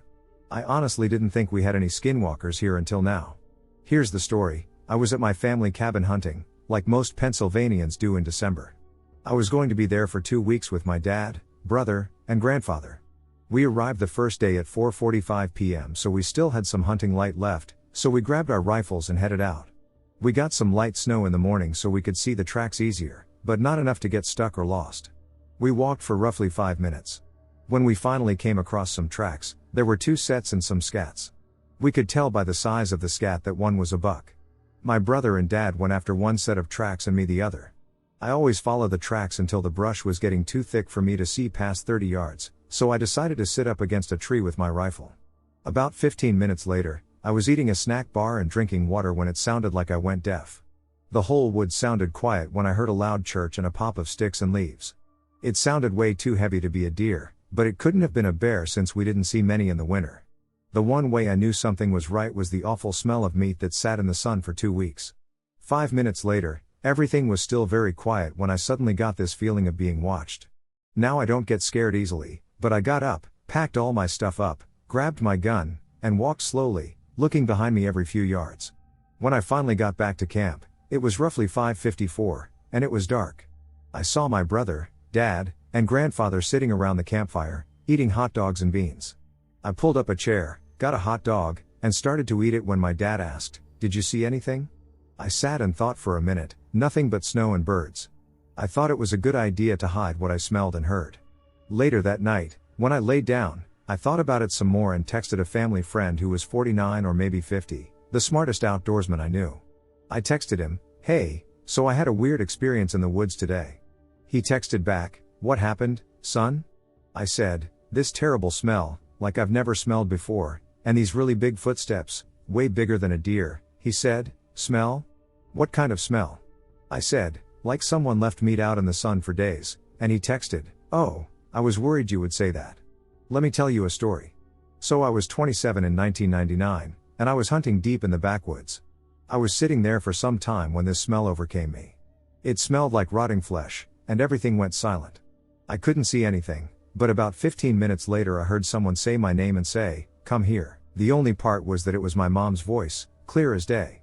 The thing is, she died 2 years ago. I ran and never looked back, and I never hunted there again. I dropped my phone in pure shock. I pulled my blankets up and went to bed. I didn't want to move. I had a terrible nightmare of a deer that wasn't really a deer chasing me, and I felt it right before he attacked me. I woke up sweating and screaming. Day 2. We went out for our second day of hunting, and I walked to a tree stand we put up that summer. I got in, and about an hour or so later everything went silent, and I heard the walking again, and the smell was back. The only difference this time was that I could see it. Raggy skin, almost like it didn't fit, and no tail skin on the face were dropping way below where they should be. I pulled up my gun, shaking like never before, looked down the scope, and shot it twice. It ran so fast into the bushes while screaming and crying like crazy. 5 minutes later, my dad radioed me, asking if I had one. I said, "Well, I shot something that looked like a deer. I don't know what it was, please just get here," as I dropped my radio to the ground. My brother, dad, and grandfather all came with their guns. 15 minutes later, I was still in the tree stand shaking, and they had to help me down from it. They asked me what I shot, and I said, "I think it was a doe, but it was different." I told them what it was, they didn't believe me, and I don't blame them. It was crazy to think I barely believed myself. And the scariest part of it all happened. We all heard our moms' voices say our name and say, "Where are you?" Yeah, that's right, we all heard our own moms say the same thing. My grandfather heard it, my dad, his brother, and mine.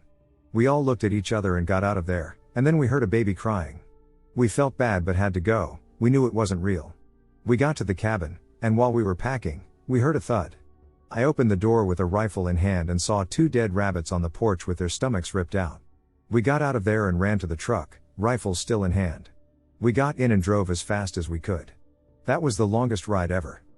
We sold the property since none of us would go back. The new owners have had it for roughly a year and now just started having problems. Should we tell them what happened to us? I'm female, 18, and live on the rural side of England, and I have been with my friends female, 18, and male, 19. It had begun as a fun, spring of the moment hangout. Myself and my friend, female 18, whom we will call Lex, had just finished our final day of our college course. After going home, Lex had an idea of hanging out, a drive around the limbo of our county to pass some time as we were bored but also wanting to seek fun from the excitement of finishing college.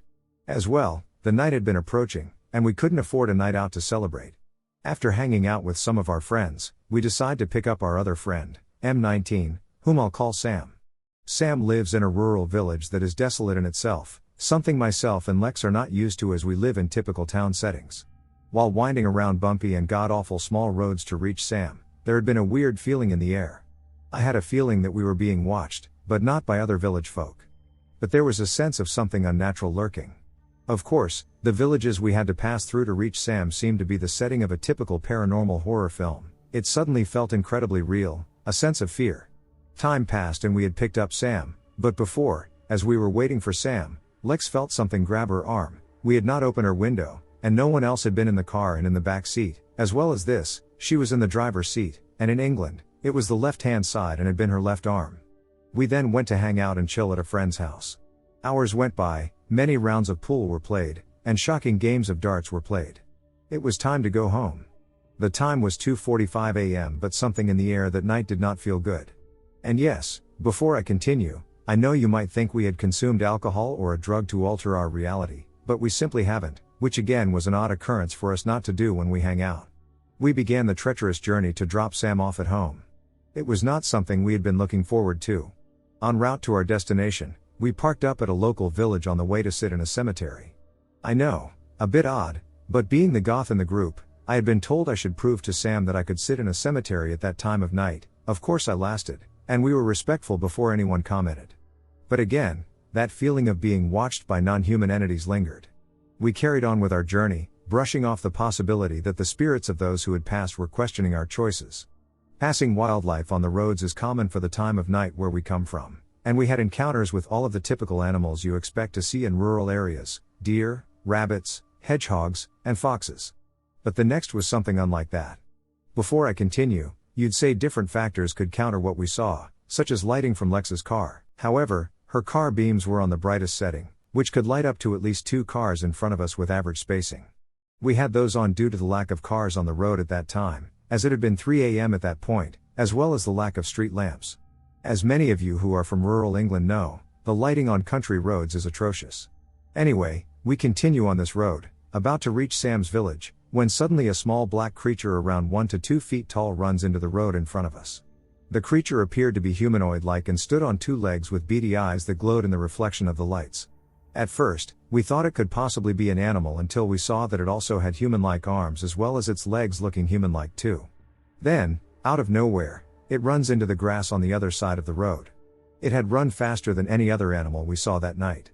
As we began to drive off after being freaked out, Sam and I saw it watching us drive away from the grass before disappearing. After dropping off Sam, Lex began the journey of taking me home. This is where things got weirder. 3:15 a.m. at this point. We had switched our music back on and used Google Maps to guide us out of the hellhole of the village when our phones began glitching simultaneously. Of course, you wouldn't bat an eye if one phone began to glitch, but when both of our phones had it, it was unusual. The worst part was that they had glitched. When we returned to the area, we saw the unnatural creature, as well as the journey out of it. The villages became confusing, resulting in them beginning to feel as if we had glitched into an alternate reality, or was it the power of a supernatural force? What could this be? Identifying an unknown cryptid. Main event, on February 27, 2023, my friend was driving home from work and passing down my country road sometime between 5 p.m. and 5:59 p.m. less than a mile from my house, at the end of my township, within 1,000 feet of the closest house, he saw an unknown creature. It was at the edge of the road, as if it were about to cross. It was pitch black, very furry, had a bob tail, and had the face of a pit bull. I could see its jowls. It had dog-like ears, was slender but muscular, and was standing on all fours. When it saw me, it paid no attention to me but slowly turned around and leapt back into the woods. When it leapt, it jumped like a frog. Its legs were turned out, just like a frog. It was appropriately the size of a Great Dane, on all fours.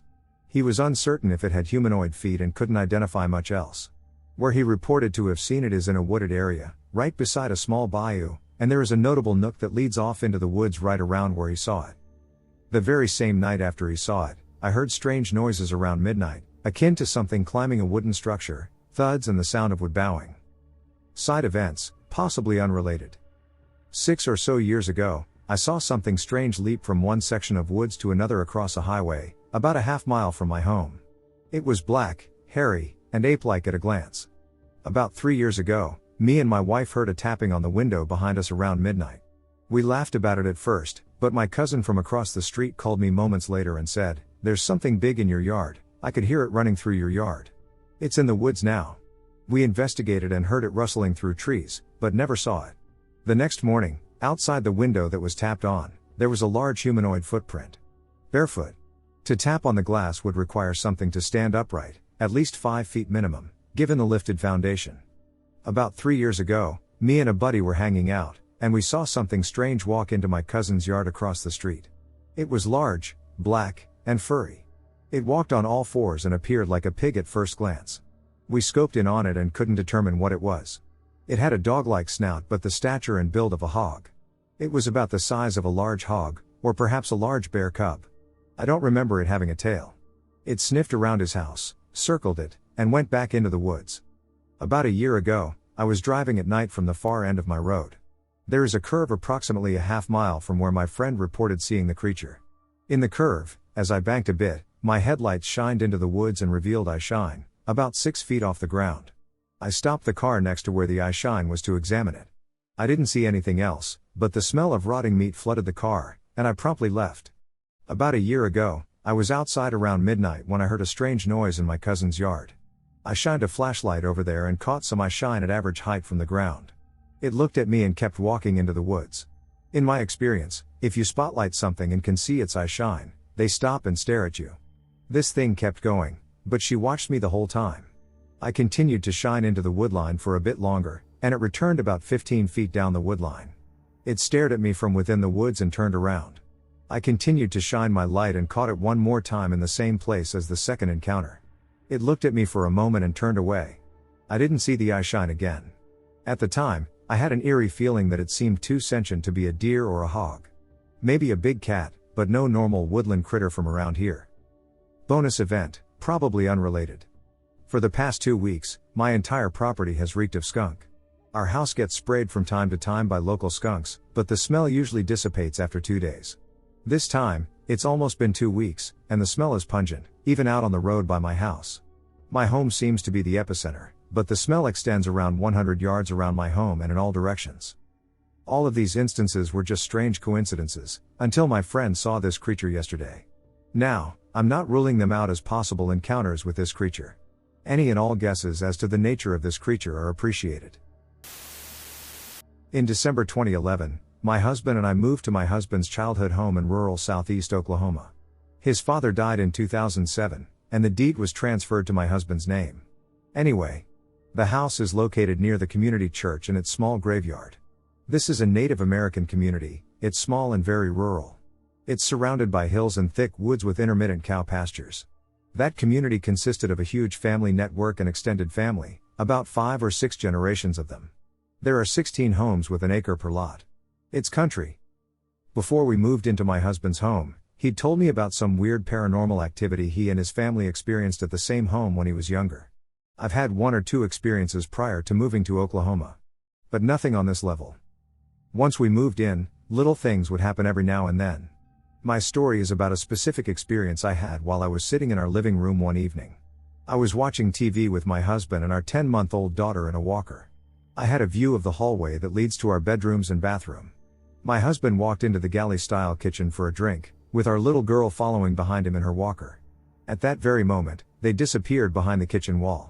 From the corner of my eye, I saw what I interpreted to be our 10-month-old go from one of the bedrooms into the hallway bathroom. All I saw was the back of the head of whatever it was. I was confused for a second, so I asked my husband if our daughter was with him. Just to be sure, our daughter was with him in the kitchen because we tried to keep her away from the hallway area to be safe. He replied, "Yeah, why?" I got so creeped out because whatever I saw was about her height, but she was walking without a walker. All I caught was the back of the head of a short person entering the bathroom. I told my husband right away, and so he checked it out for me, but there wasn't anyone else in the house with us. 2 years ago, I went to visit family up in northern Minnesota around Labor Day weekend. I will not give the exact location, but I will provide at least a general location where this happened. To keep this short, I'm hoping someone may have had a similar experience or may have a general idea what this thing or entity was walking around our tent. General location: Mary Brown Bridge, Monaga, Minnesota. On that Labor Day weekend, my girlfriend and I were planning on spending time camping with her family.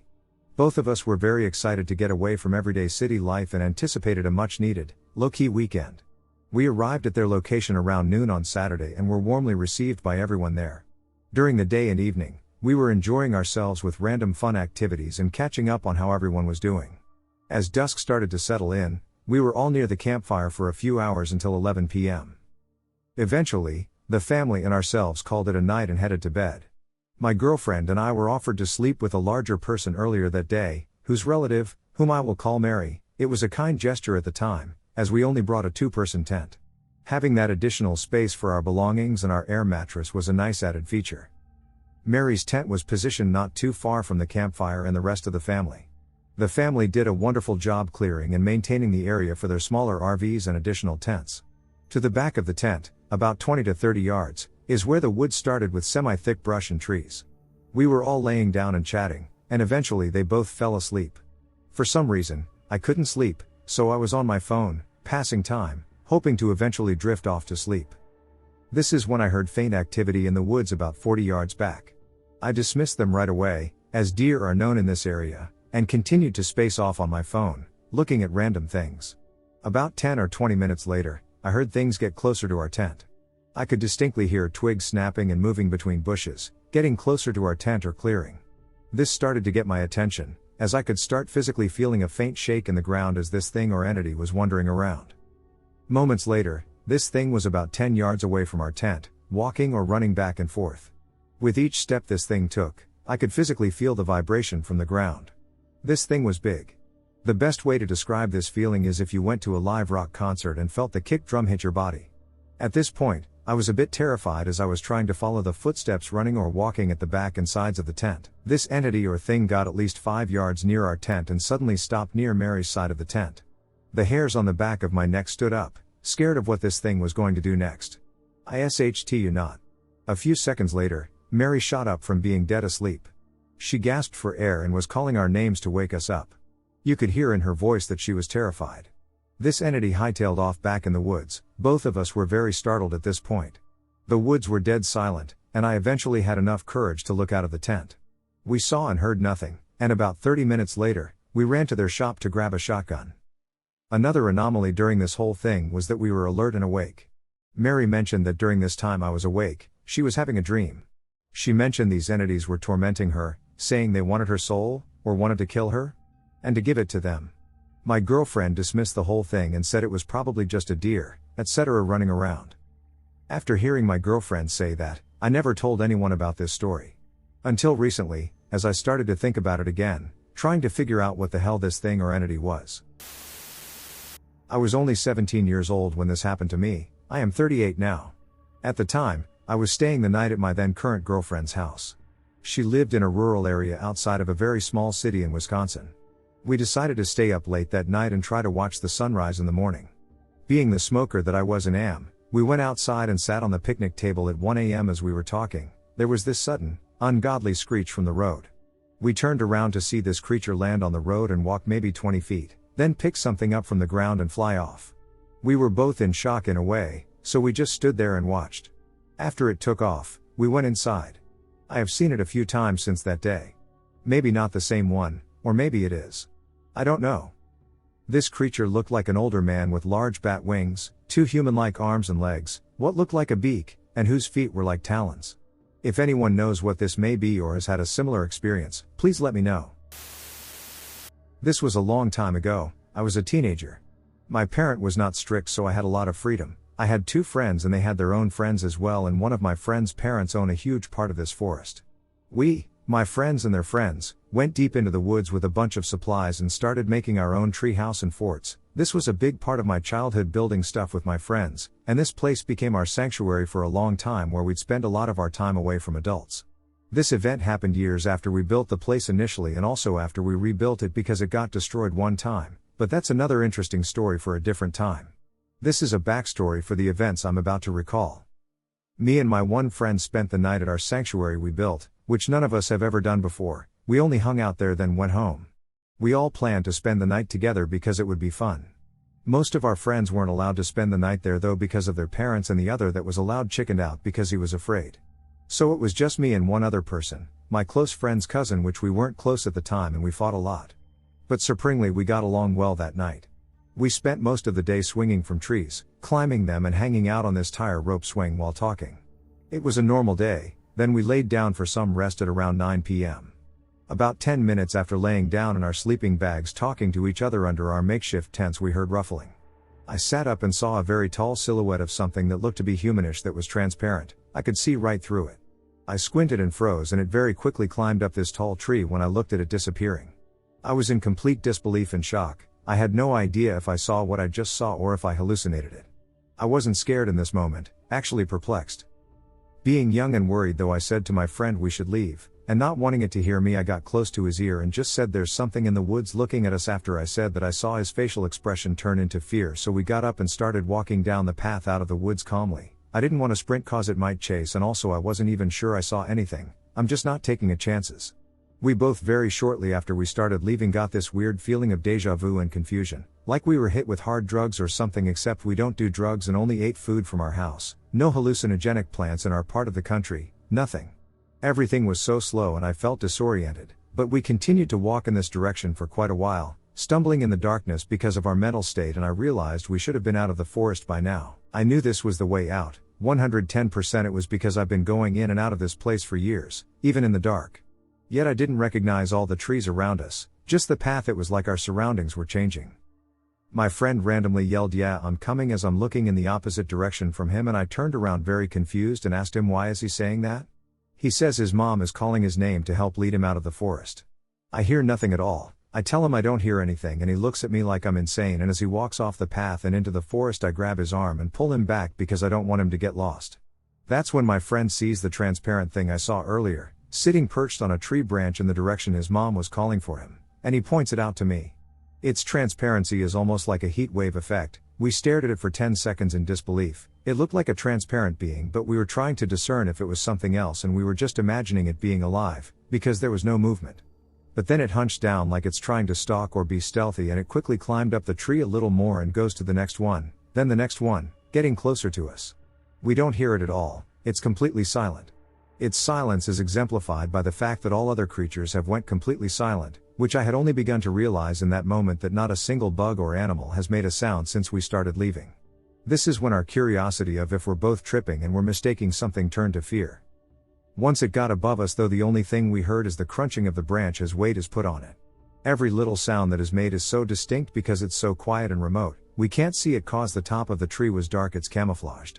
We start actually running terrified, not walking anymore. We hear noises in the tree above us until it fades away ahead of us as if it ran ahead, but the sound was a lot quieter than if a normal animal was running tree to tree, as if this thing was light, but it wasn't very small, so that made no sense. We still kept running forward despite it sounding like it went ahead, and we end up back at the place we started. Many minutes of walking and we're back at this place after running for like 15 seconds? It's impossible. But instead of staying on the ground, we climbed to top of the tree house with our items as quickly as possible and closed the door, wedging a piece of plywood on it to keep it shut. We hear something climbing up and extremely odd noises as well, like mimicking noises of rain and wind, but there's no water seeping into our treehouse with cracks in it, and it wasn't wet when we left. This persisted for a minute and we didn't hear from it again. I'm pretty sure at that point it had left. But we spent the rest of the night there until the sun came up anyways. When he checked his iPod Touch for the time, this is right after we closed the door, it was 5 a.m. We started laying on the ground at 9 p.m. 8 hours passed in less than 30 minutes of time. Hours after we could start to see the sun through the treehouse, then we went home. I no longer talk to this friend, but after this incident we discussed it and said everything from both our POVs, and we randomly brought it up to each other every few months and relived it, making sure we're still on the same page about what happened and what we remember. I never spent the night out there again, and I didn't even let myself stay out there past 5 p.m. for a very long time. This is my story, and I'd be willing to take a polygraph test if the opportunity ever arises. Okay, so I have no idea what we saw exactly that night. I have searched everywhere for sightings or even myths around the area where we saw it and have found nothing. If anyone has any idea what we saw, or even if anyone else has seen it, please let me know. My husband and I think it could be a wendigo. But I don't know. I haven't heard anyone else say they've seen anything like it in RRG. I guess I want help figuring out what we saw and what to do. After the night I'm about to describe, I think we've had some close encounters with it since. My friends and I go camping a lot. And my favorite place is in Red River Gorge, Kentucky. We go there often, and I've been there ever since I was an infant. I'm 28 now, married with a kid, and still go. It is the closest place to where I live where you can see the Milky Way pretty much every night. It's perfect for stargazing, and I've seen a shooting star every clear night I've been there. When we go without our kids, we will hike to a good lookout point and stargaze for hours. In our first experiences night hiking, we would go to trails we knew well and were used to frequently during the day. One with log fences and gazebo resting places. The most used trail is a trail in Natural Bridge State Park that leads up to the Natural Bridge.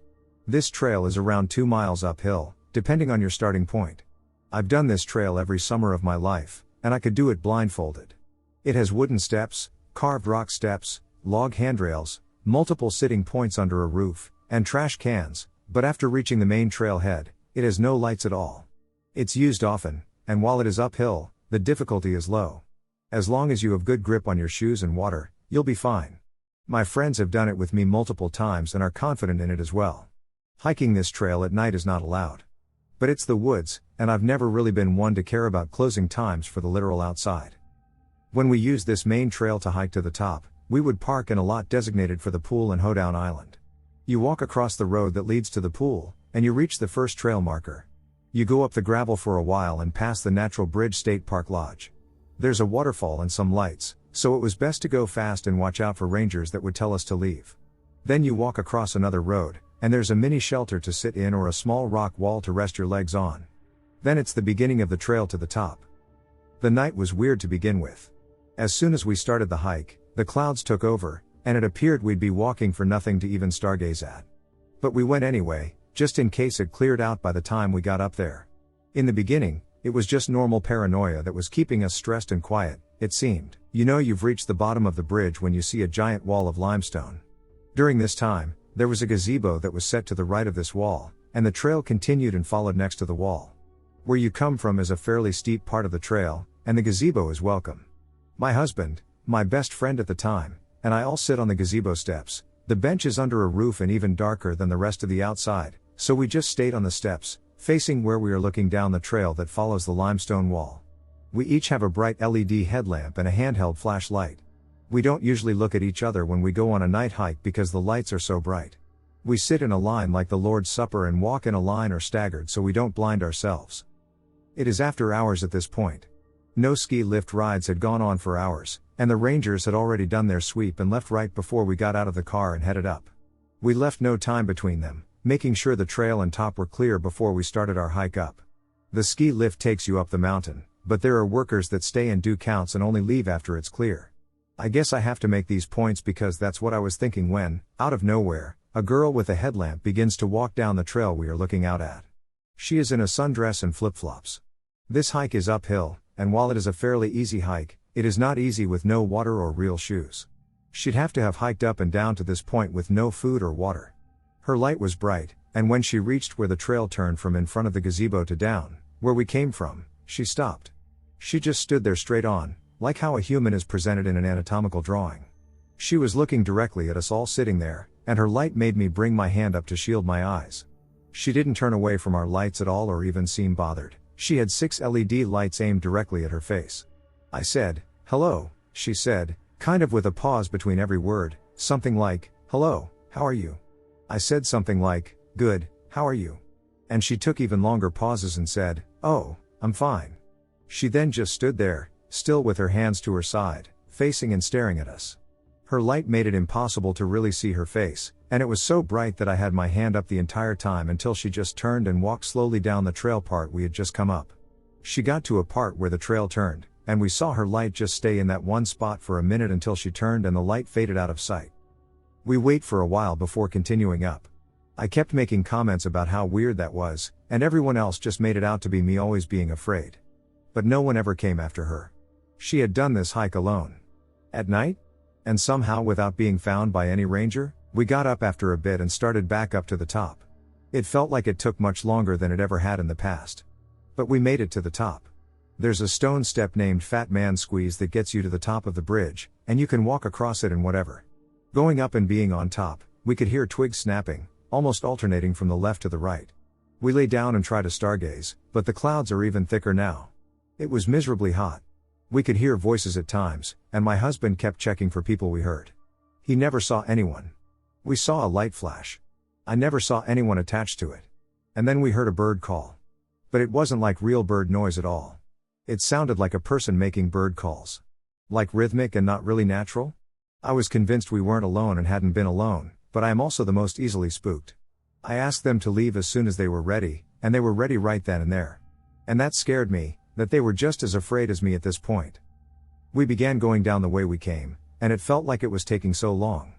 We were going steady and quick, and it was downhill, but we were not making any ground, it seemed. It's hard to explain, but it was so weird that, at one point, I even said it out loud. I said, "This feels much longer." And they agreed with me. I kept looking behind me with the flashlight. And my husband kept looking out to the sides, and my friend kept hers mostly forward. I kept feeling watched and couldn't figure out what footsteps were ours or if they were all ours that I heard. I would turn in the direction of any noise but not see anything. When my husband was walking, he kept saying he was catching eyes in his flashlight. Usually, you can catch raccoon eyes spying on you or some animal like that. He was afraid, maybe a bear, a big dog, or something. And he never got his lights on whatever eyes were long enough to see an animal's size or shape. Now we're hiking down a semi-flat area, compared to the downhill hike we've been doing, at least. The log fence, handrail, or whatever it's called is on our right side. We are in a row, walking within reach of this barrier. And my husband just stops walking altogether and says, "What's that?" But the question is more of an alert, and I move my hand lamp in that direction and don't see anything at first. Then both of his lights catch a shape, and then my headlamp catches it, and I move my hand lamp to the center and catch it while my friend simultaneously finds it in her lights as well. All 6 lights shine on and kind of reflect off of a light gray creature. It is bent in a crouching position, kneeling on its right leg, and starts turning towards us. It starts to slowly stand, and the mind is racing still. It looks human, but it is too big. People mistake human shapes for what's actually in the woods, but this is skinny. It is thin, big, and almost white. It's so light gray, and its skin resembles dolphin skin. There's a shine to it, and our lights get reflected a little when they're on it.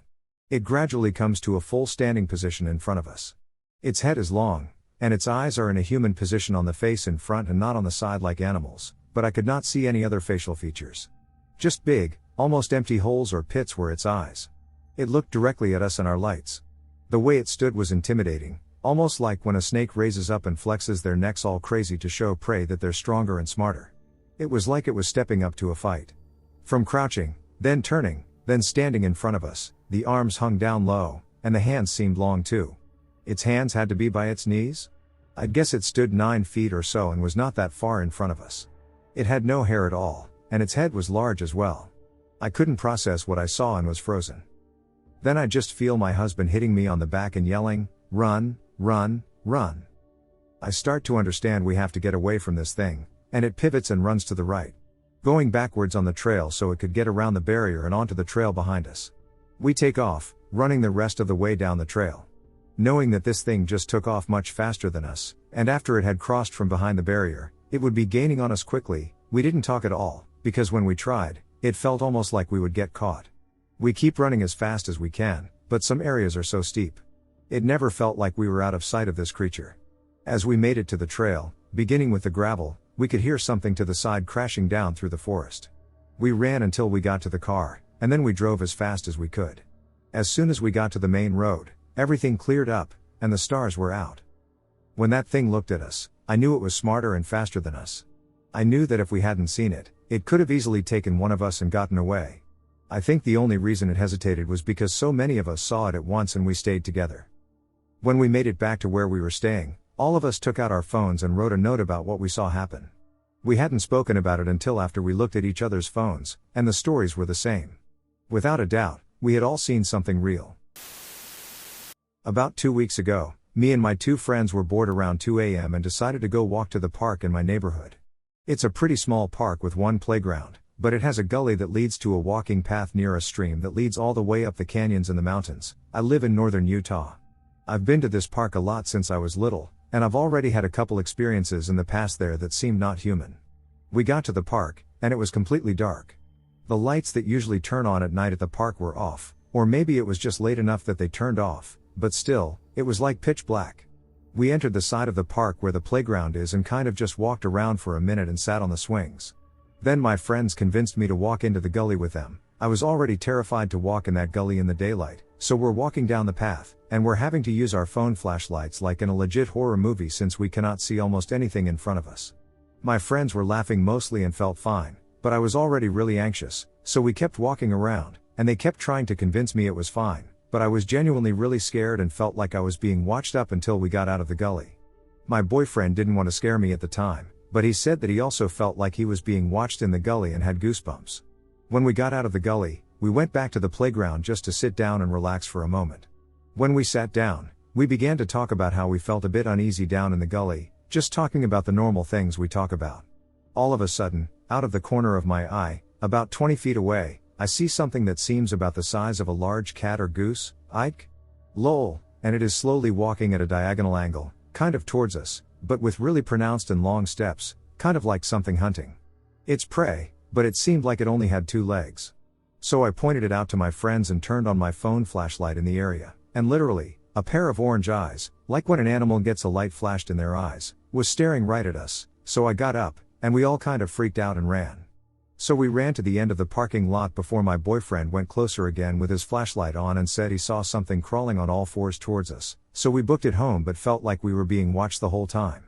I know it could have been an animal, but I have absolutely no idea what it was. It looked white and, at first, seemed to have 2 legs. It was walking slowly and distinctly. Then my boyfriend said it was crawling on all 4s towards him after we ran the first time. Any thoughts? Crawling humanoid in Oregon. This started a few weeks ago, and I am honestly scared and wondering if anyone has experienced the same.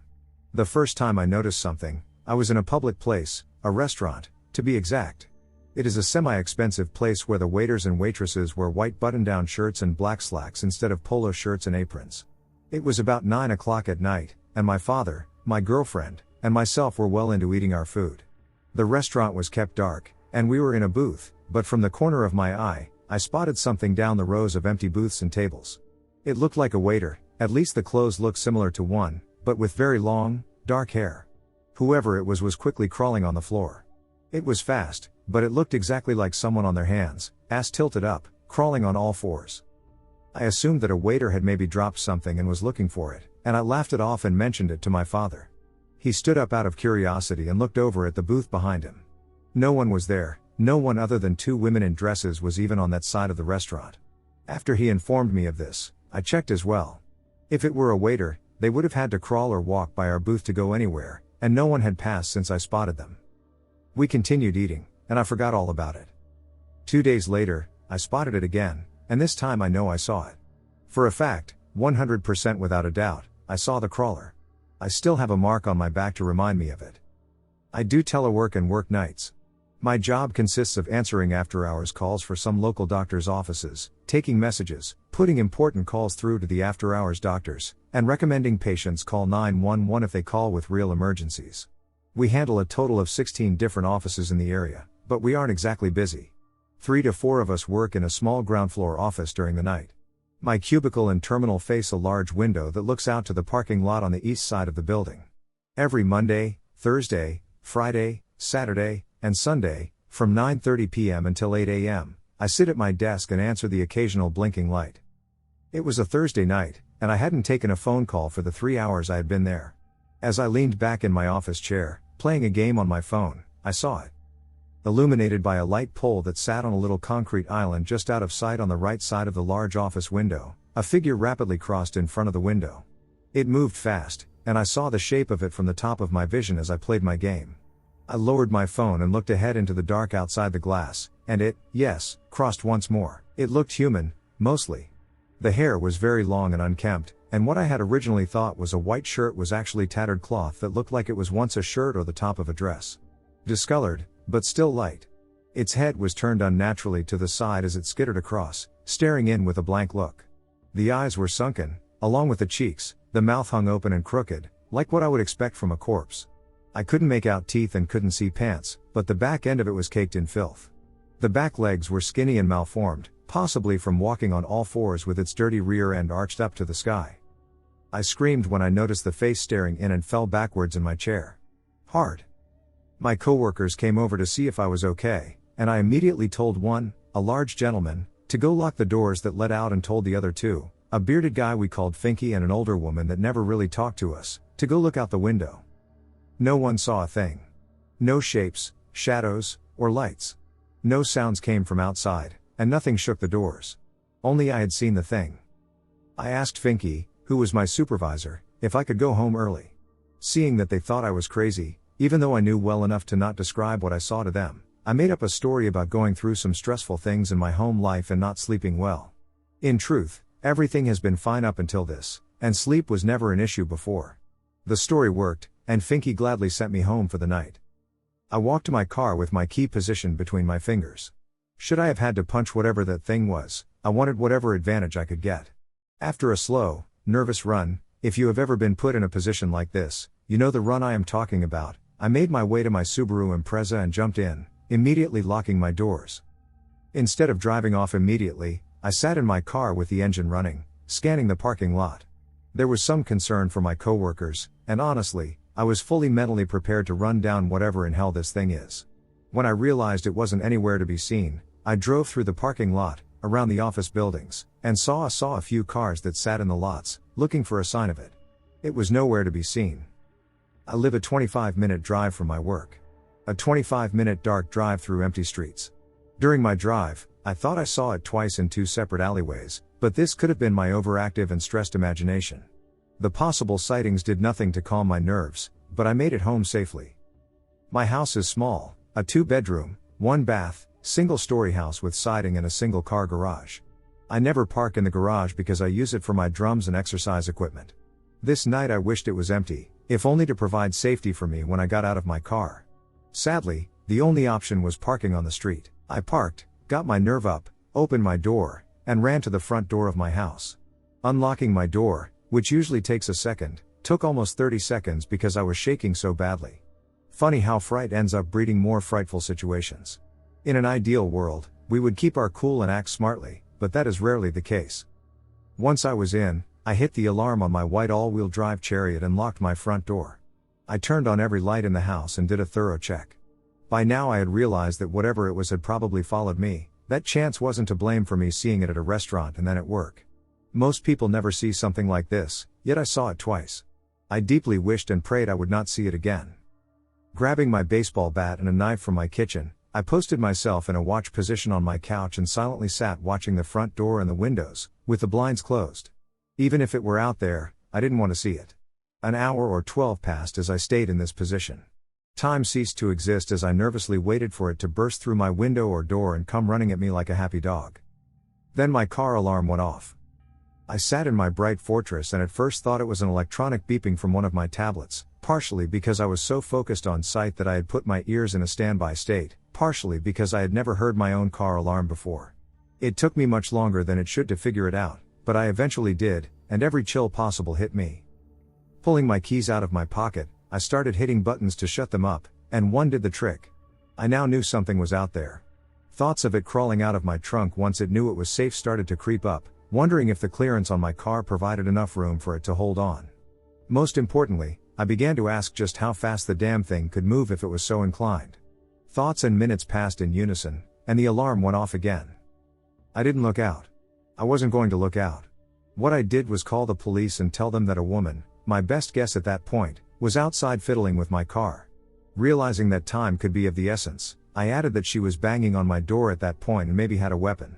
Yes, I lied through my teeth, but I would like to see anyone explain to the emergency operator that they saw a crawling humanoid that was following them. Even better, I would like to see the kind of police response time you'd get when you told that story. The police were quick, but I won't waste time with a play-by-play of nothing. No one was out there, they hadn't seen her galloping down the road. Galloping will be used again. There were no dents, prints, or dead-eye glints. Nothing, so they did what they could do and left me a card and advice to lock my doors. Sleep didn't come that night, and it wasn't until about 11 a.m. that I even laid down. On my couch, with my knife and baseball bat within reach, my work hours were probably to blame for a small part of my lack of tiredness, but I rest the majority of it on the face. I called out of work, not feeling well, when I woke up at 6 p.m. The opportunity to be at home without any obligations was fully wasted for most of the evening. I didn't even text my girlfriend. To be honest, I probably forgot I had a girlfriend, a father, or my middle name. It was just nerves driving my very little movement. I pissed a few times, reluctantly, and sat on my couch, waiting for horrors unseen. The night passed, and relief came. My car never screamed from a disturbance, there were no noises other than a clock ticking and the occasional car passing.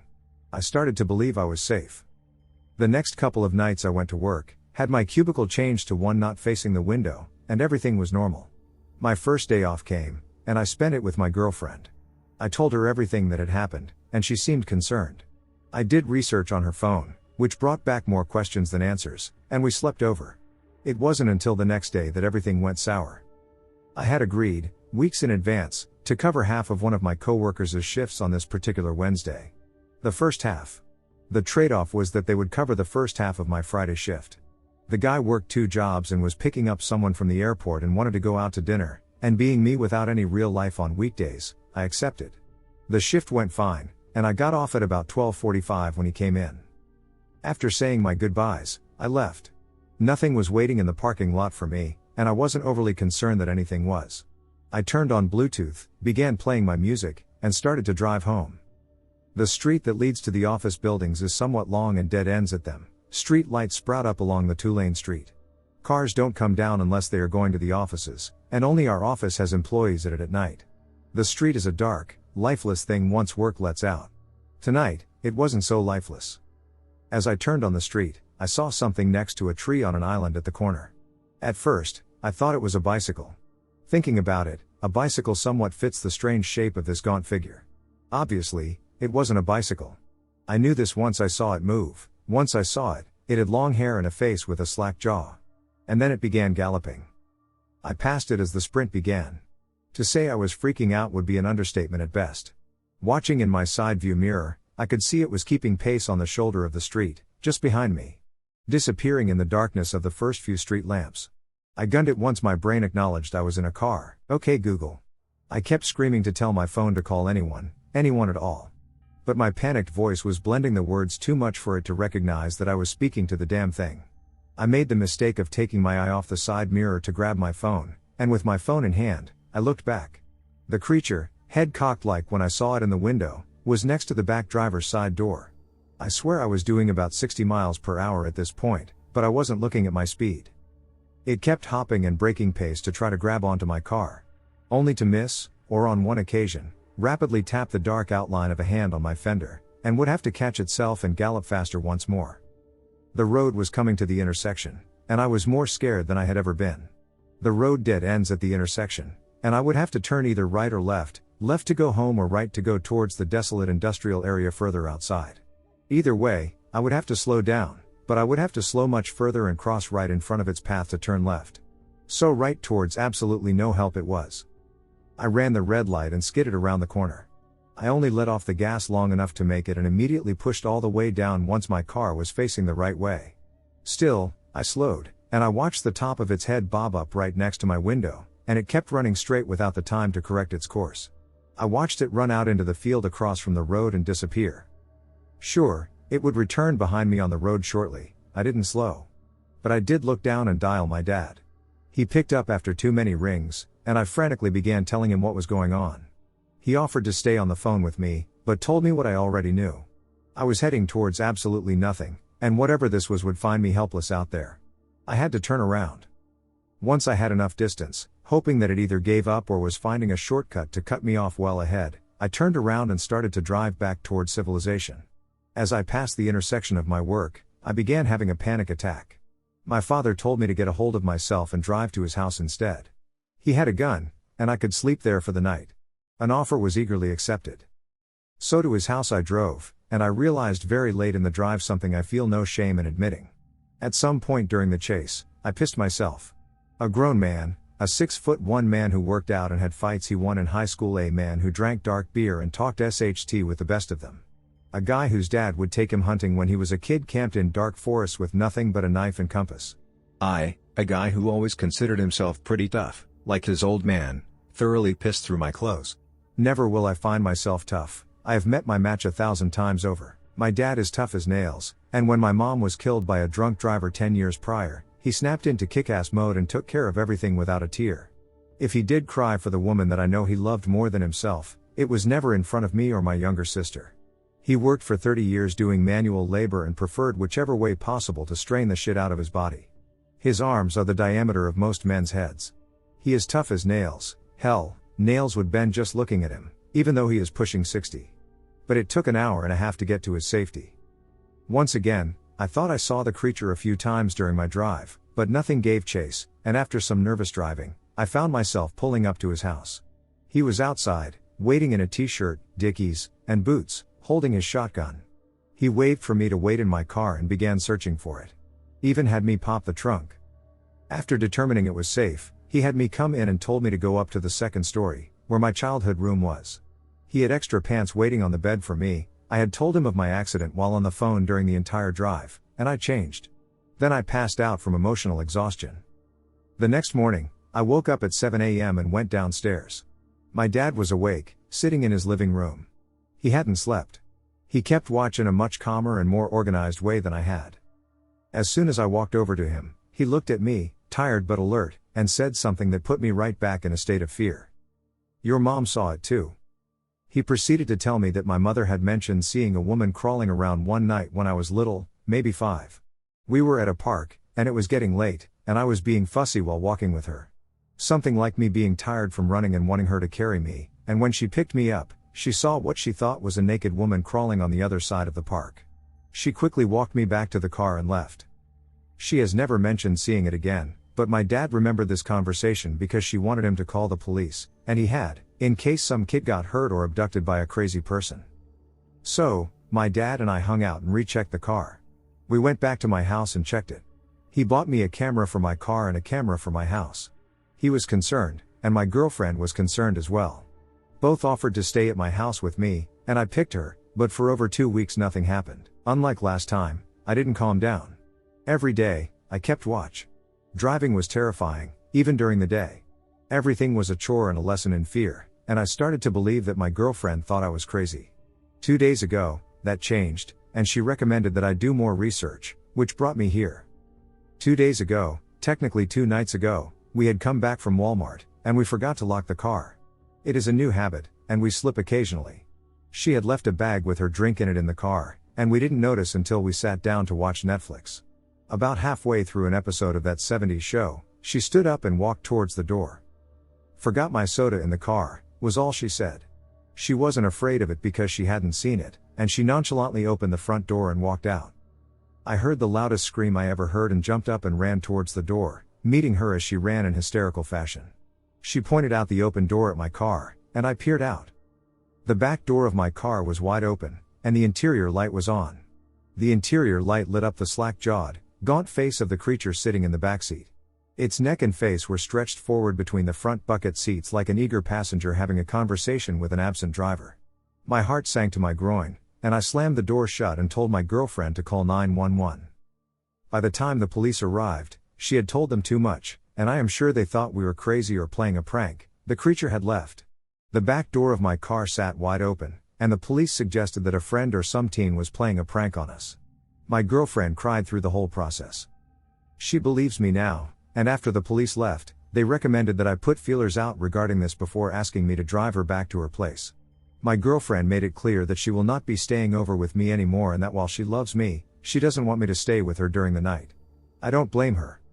For now, I am staying with my dad, but I still have to work, and I am still very afraid of whatever this is. Surely I have not seen the last of it, and hopefully it goes away or one of us kills the damn thing.